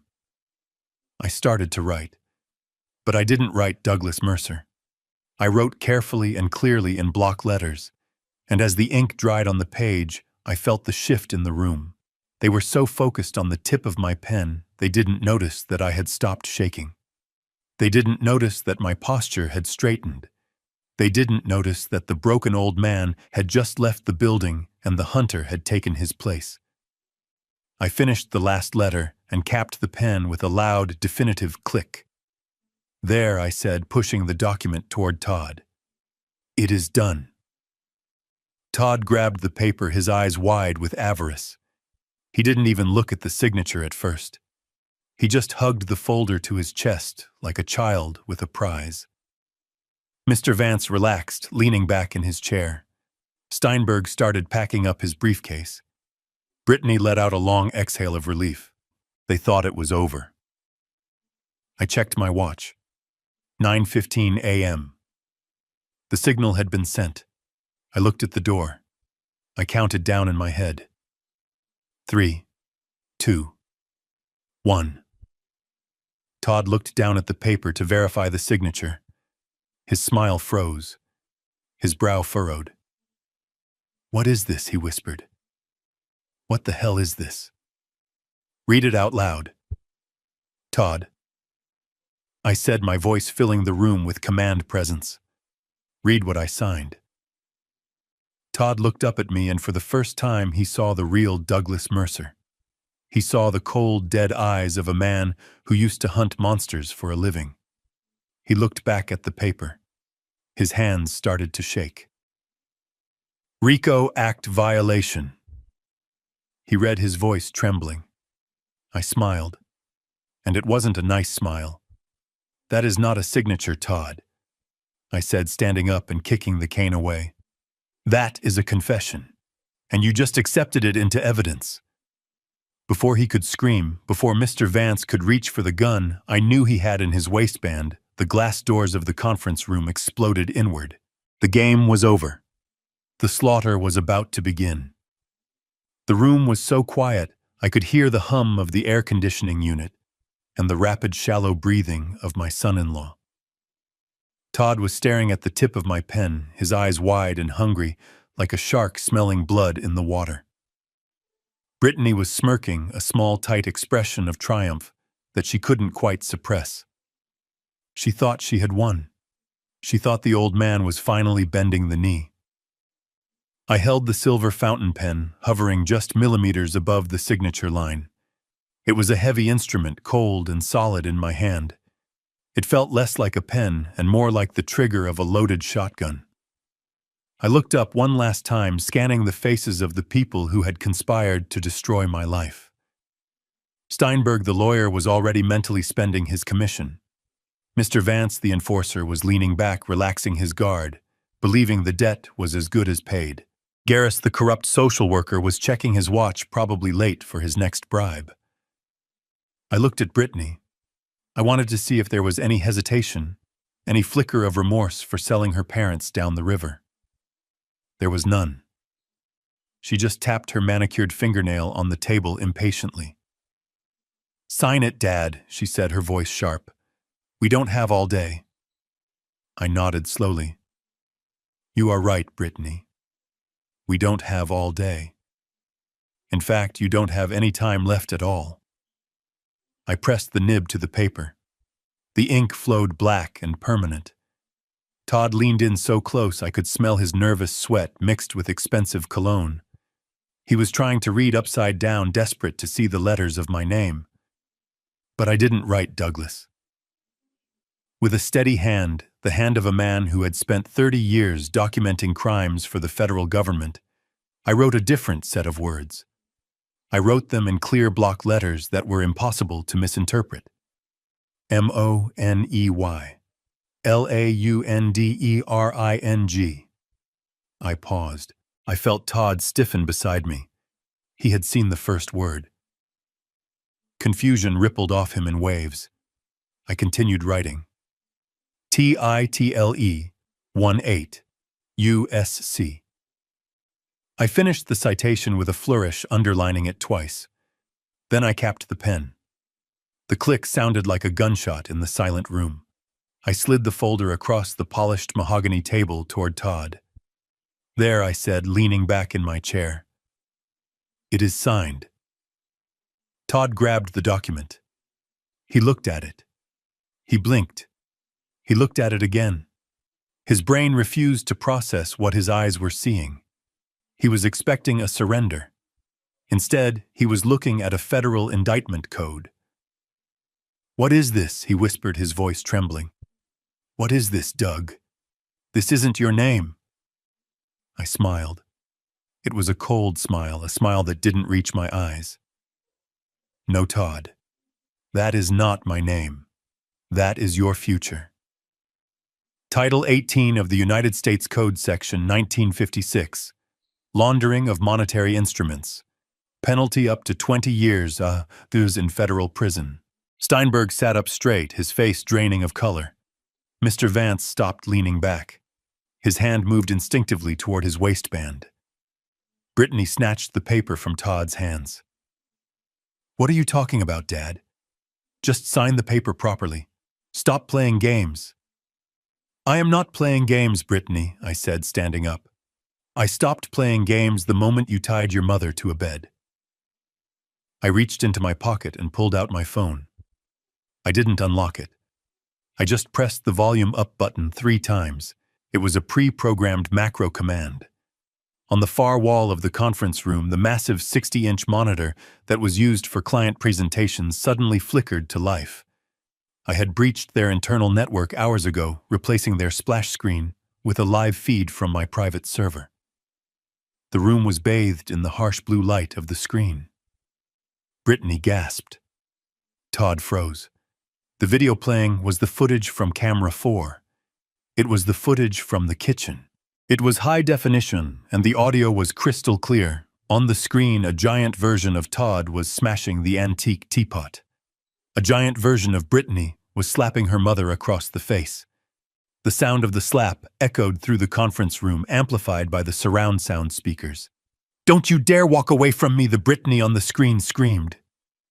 The real Brittany put her hands over her mouth, her eyes wide with horror. She wasn't horrified by her actions. She was horrified that they were being seen. Mr. Vance stood up slowly. He looked at the screen, then he looked at Todd. "You told me it was a family dispute," Vance said, his voice low and dangerous. "You didn't tell me you were beating up old ladies. This kind of heat. I don't need this kind of heat." "Sit down," I commanded. My voice wasn't loud, but it carried the weight of authority. I wasn't finished. I pressed the button on my phone again. The video changed. Now it was the footage from the hospital room. The footage from last night. Patricia tied to the bed, thrashing in pain, calling my name while the orderly laughed. Steinberg, the lawyer, stood up and started shoving papers into his briefcase. I am leaving. I was not aware of the physical abuse. I am recusing myself immediately. You aren't going anywhere, Steinberg, I said. You are an officer of the court, and you conspired to facilitate this. You are an accessory. Todd finally found his voice. Turn it off, he screamed, lunging for the remote control on the table. It is a fake. It is a deep fake. He is good with computers. He made it up. I grabbed his wrist before he could touch the remote. My grip was iron. I twisted his arm and shoved him back into his chair. I am not done, Todd, I said. I have one more thing to show you, or rather, to show Brittany. I reached into my inside jacket pocket. Brittany was shaking, crying hysterically, mumbling that it wasn't her fault that she was forced to do it. She was looking at Todd for salvation. She still thought they were partners in crime. She still thought they were a team fighting against the cruel world. I threw the stack of photographs onto the table. They fanned out perfectly, like a royal flush. The photos from the Sapphire Towers. The photos of Todd kissing the blonde woman. The photos of him holding hands with her. The close-up of the credit card bill. The timestamp showed it was yesterday. The exact same time Brittany was at the pharmacy picking up the sedatives to poison her mother. I watched the realization hit Brittany. It was slower than the other reactions. She looked at the photos. She recognized the woman.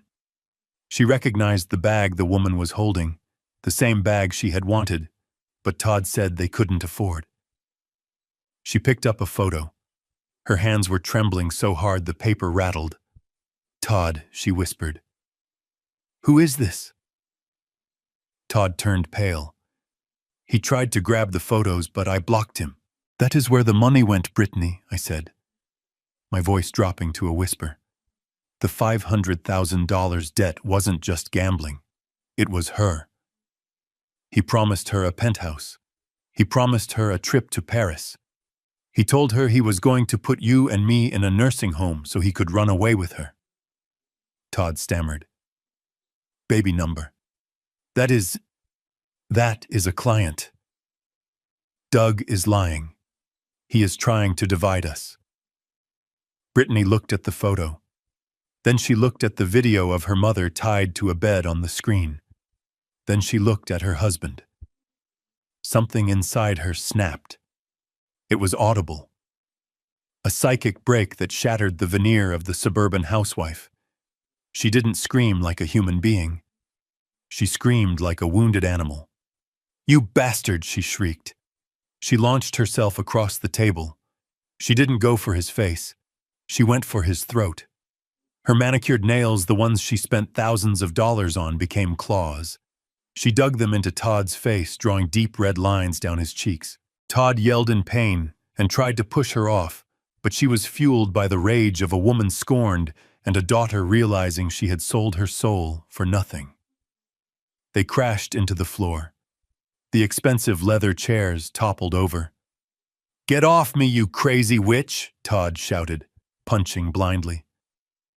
I stood there watching them. It was a scene from hell. Husband and wife rolling on the floor of a high-rise office, tearing each other apart, while the video of their crimes played on a loop above them. Mr. Vance looked at me. He shook his head. I am out, he said, backing toward the door. I am not getting involved in a domestic. You are not going anywhere either, I said calmly. I walked to the window and pulled back the heavy curtains. Down below on the street, blinking red and blue lights reflected off the glass of the surrounding skyscrapers. Not one police car, not two, a dozen. And among them were the black SUVs of the federal task force. I turned back to the room. The chaos was absolute. Brittany was sobbing and pounding her fists on Todd's chest. Todd was bleeding and trying to crawl away. Steinberg was huddled in the corner, trying to delete files from his phone. Garris was trying to open the locked door, but his hands were shaking too much to work the handle. I adjusted my cuffs. I felt a profound sense of peace. I looked at the camera lens hidden in the smoke detector of the conference room. I knew Miller was watching. I knew he was giving the go order right now. I picked up the fountain pen from the table, the pen that had signed their death warrant. I put it back in my pocket. Todd managed to push Brittany off. He scrambled to his knees, looking up at me, his face smeared with blood and mascara. "Doug, please," he begged. "We can fix this. I can explain." I looked down at him. He looked so small. "Explain it to the judge, Todd," I said. And then the doors exploded. This time it wasn't me opening them. It was a battering ram. Federal agents in tactical gear flooded the room. Their voices were loud, commanding, and precise. "FBI, get down. Hands where we can see them." Vance was tackled before he could draw his weapon. Steinberg was handcuffed against the wall. Garris was pulled away from the door, crying like a child. And Todd and Brittany, huddled together on the floor, not in love but in shared terror, were pulled apart and cuffed. I stood still in the center of the storm. An agent approached me. He recognized me.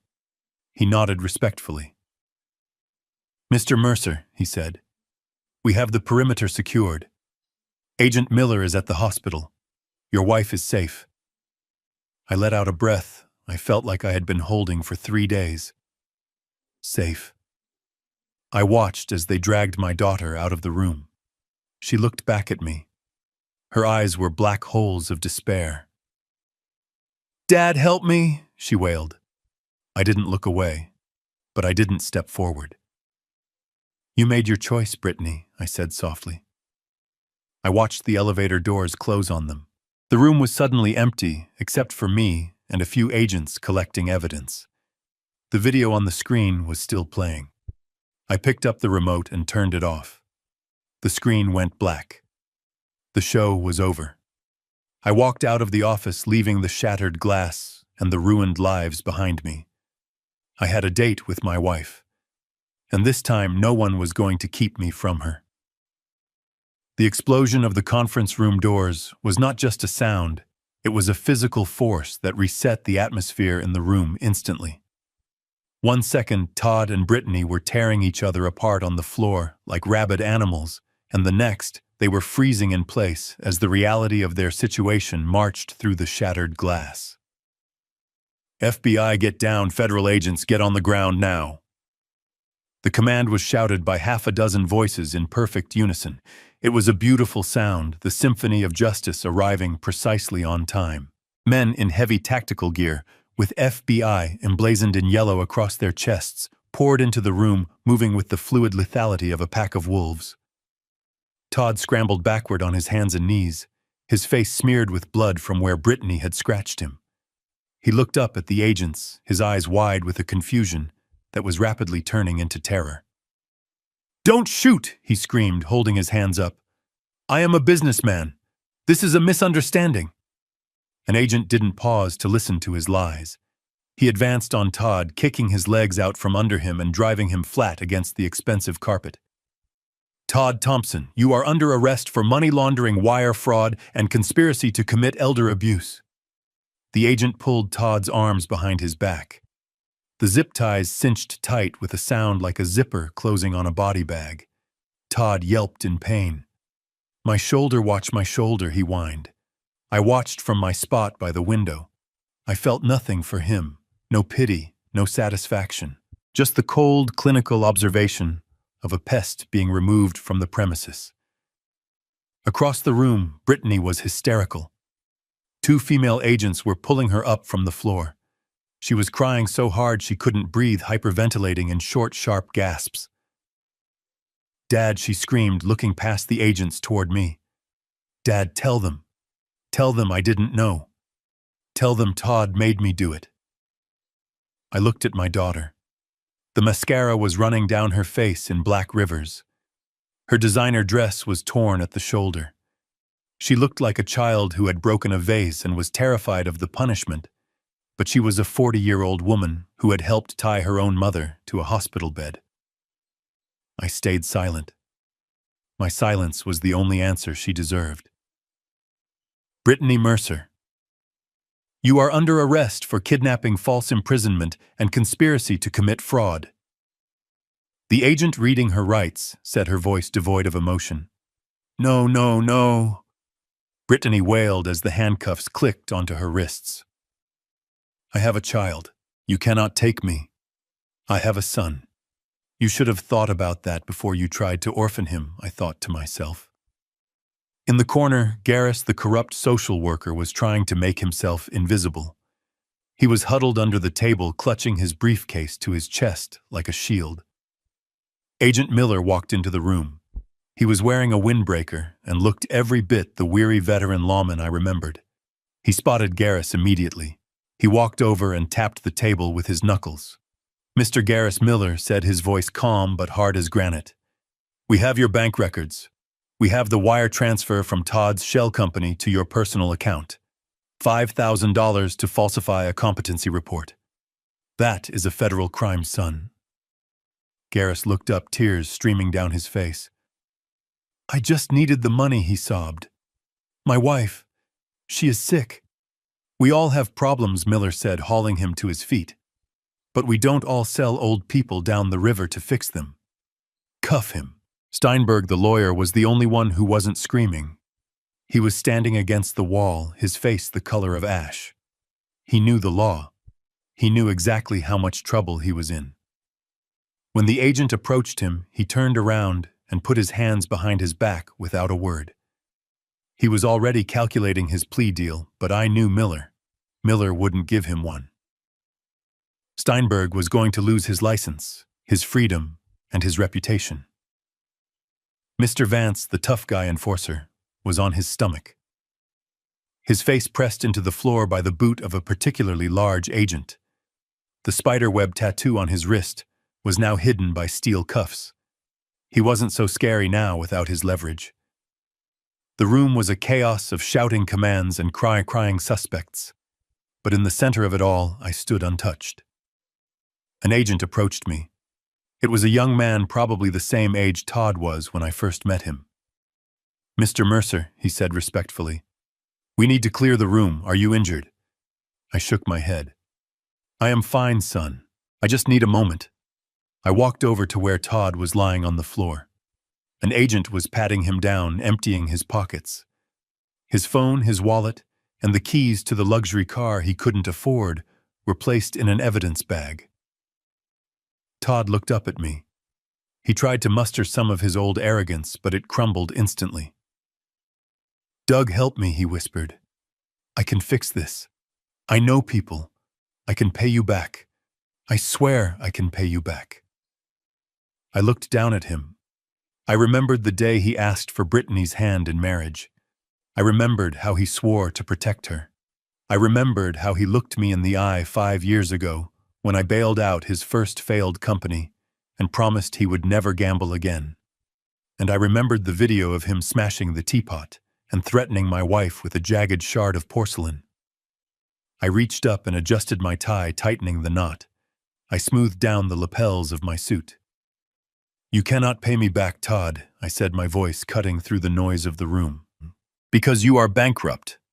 Not just financially. You are morally bankrupt. I leaned down close so only he could hear me. I taught you how to read a balance sheet, Todd.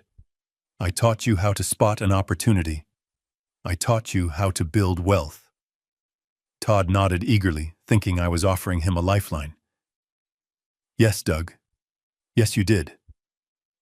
I stood back up and looked at him with pure disgust. Well, today I am teaching you one last lesson, I said. Today I am teaching you how to do time. Take him away, I said to the agent. The agent hauled Todd to his feet. As they dragged him out, he started screaming my name, cursing me, calling me a monster. You are the monster, Doug, he yelled, his voice cracking. You planned this whole thing. You are sick. Maybe I was. Maybe you have to be a little sick to cut out a tumor without anesthesia. But the patient was going to survive, and that was all that mattered. Brittany was led past me next. She didn't scream. She just looked at me with dead eyes. "Daddy," she whispered. I turned my back on her. It was the hardest thing I have ever done. Every instinct in my body screamed to protect my child, to make it better, to pay the lawyers and hush it up. But I knew that if I did that, I would be killing her soul. She needed to face the consequences. She needed to hit rock bottom before she could ever hope to climb out. I walked to the window and looked down at the street. I saw them being loaded into the back of the black SUVs. The flashing lights painted the city walls in red and blue strobes. Miller walked up beside me. "We got the call from the hospital team," he said quietly. "They have secured Patricia. The doctor on duty has been detained for questioning regarding the falsified admission papers. Your wife is being transported to St. Mary's right now for a full checkup.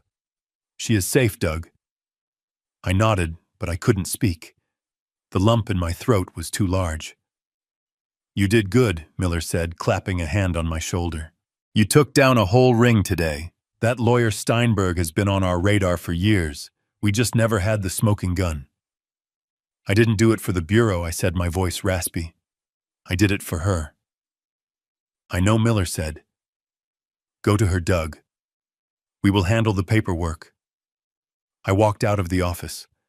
I walked past the empty receptionist desk. I walked into the elevator. When the doors closed and I was finally alone, I let out a long, shuddering breath. My knees felt weak. The adrenaline was fading, leaving behind a deep, bone-weary exhaustion. I looked at my reflection in the polished metal of the elevator doors. I looked old. I looked tired. But for the first time in months, I didn't look like a victim. I unbuttoned my jacket. I loosened my tie.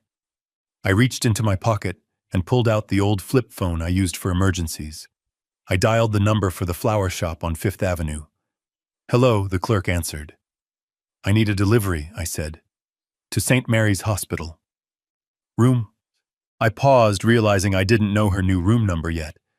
"Just send them to the front desk for Patricia Mercer." "What kind of flowers, sir?" "Yellow roses," I said. 5 dozen of them. And a card. What should the card say? Just write, "I am coming home." I hung up the phone as the elevator reached the lobby. I walked out into the bright morning sun. The air smelled of exhaust fumes and hot asphalt, but to me it smelled like freedom. I hailed a cab. "St. Mary's Hospital, please," I told the driver. "And step on it."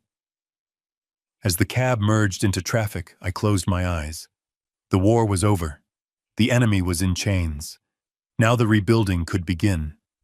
But first, I had to hold my wife's hand and promise her that no one would ever hurt her again. And this time, it was a promise backed by the full weight of the federal government and the unyielding rage of a husband who had been pushed too far. 3 months later, the federal courthouse smelled of floor wax and stale anxiety. It was a cold, antiseptic smell that stuck to the back of your throat.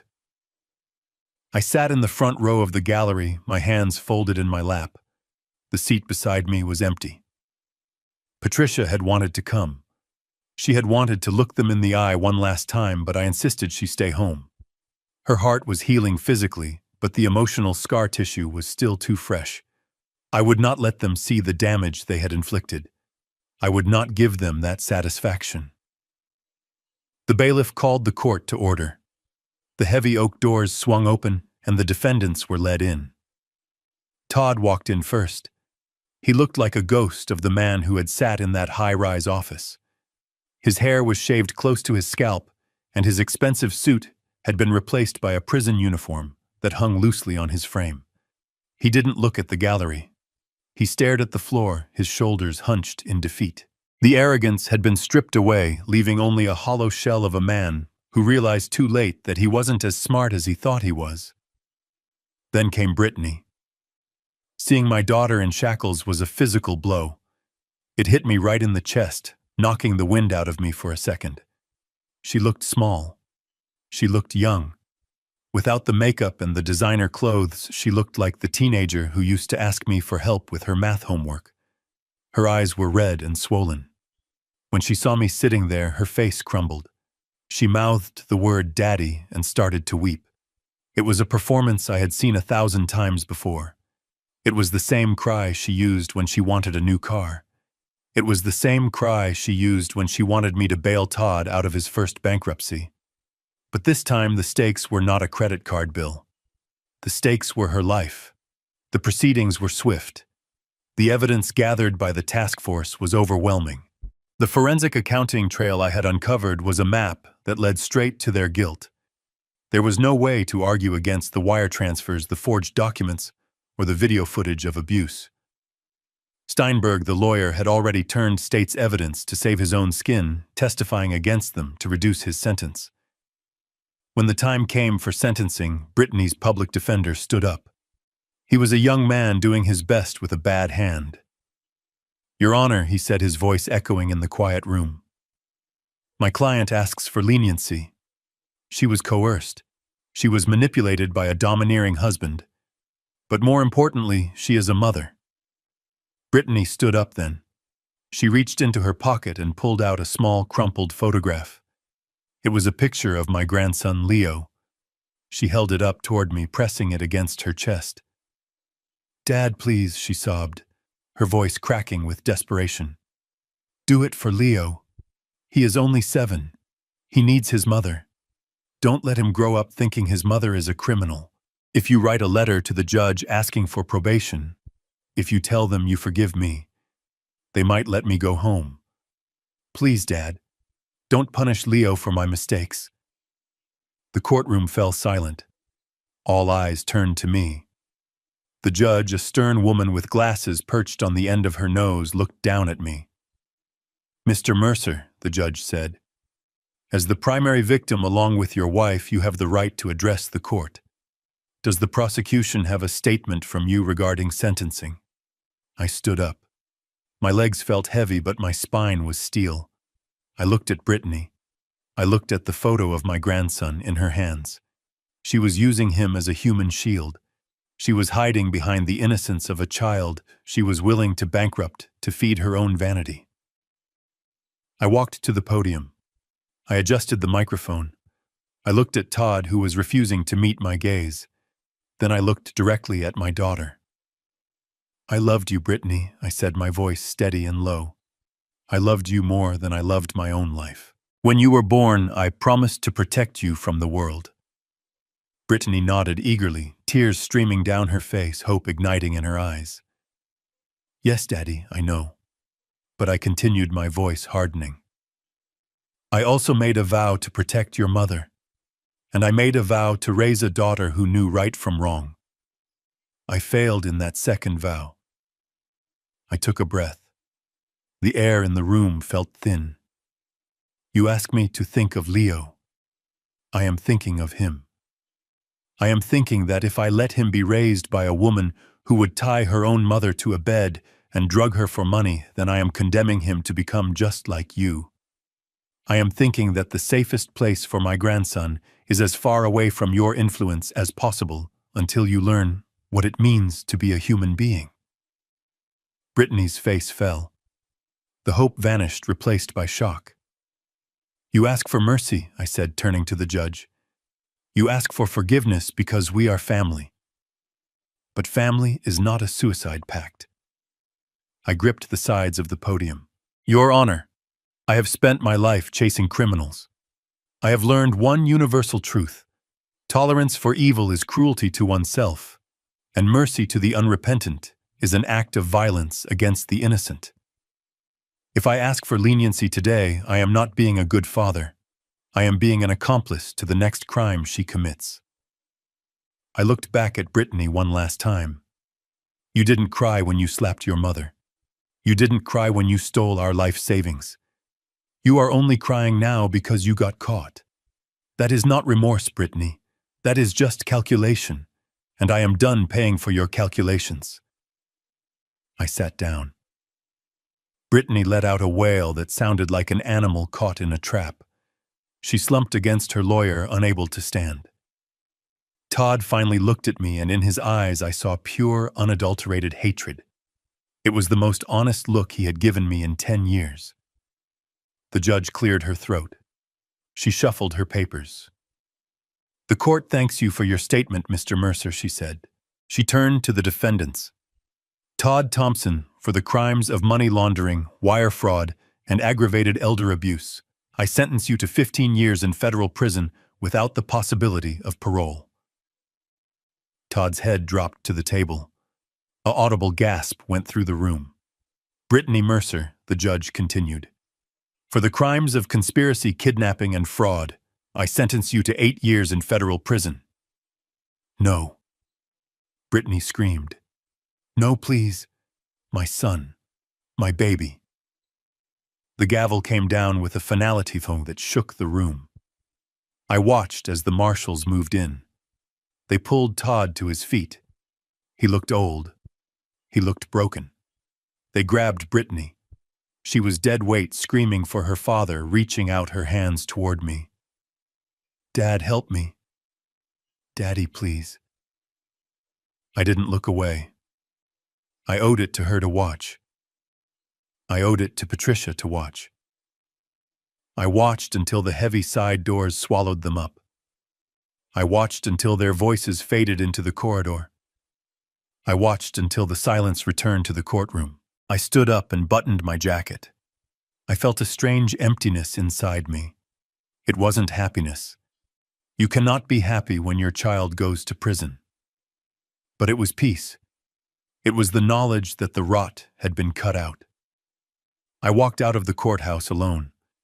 The sun was shining outside, blindingly bright, after the dim light of the courtroom. I took a deep breath of the city air.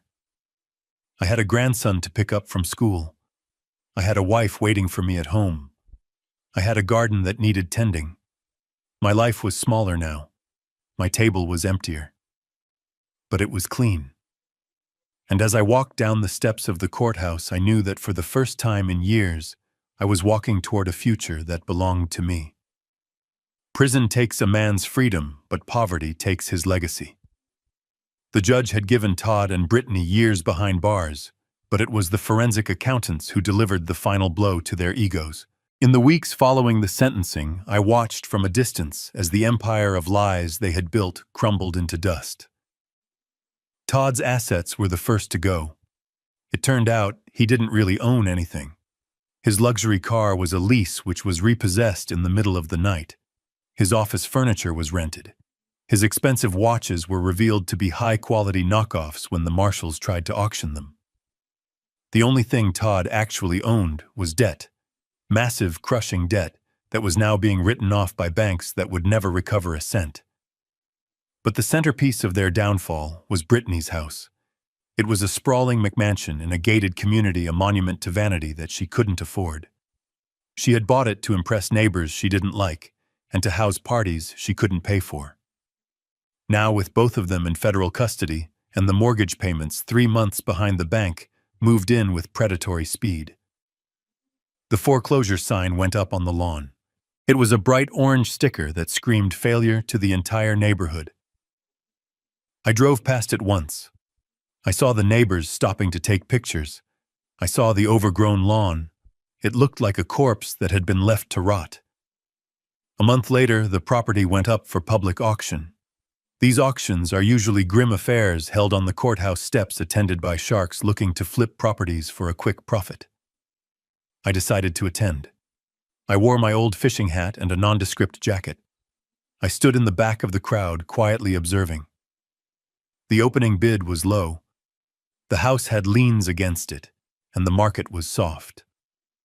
The sharks circled, raising their paddles in small increments. 200,000, 210. I waited. I waited until the bidding stalled. I waited until the auctioneer raised his gavel to close the sale. Then I raised my hand.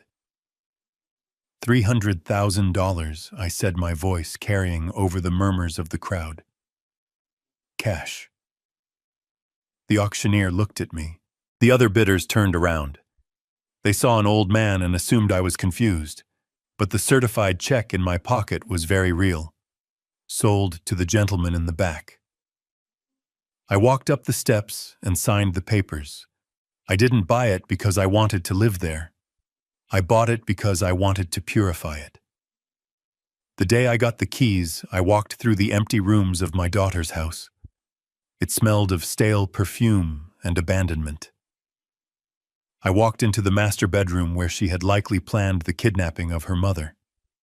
I walked into the dining room where she had hosted dinners paid for with my stolen money. It felt cold. It felt hollow. I called a contractor the next day. I didn't ask for a restoration. I asked for a transformation. Tear out the marble floors I ordered. They are too slippery. Install non-slip vinyl. Remove the crystal chandeliers. Put in bright LED lighting. Widen the doorways for wheelchair access. Install ramps over the stairs. The contractor looked at me confused. "What are you building, Mr. Mercer?"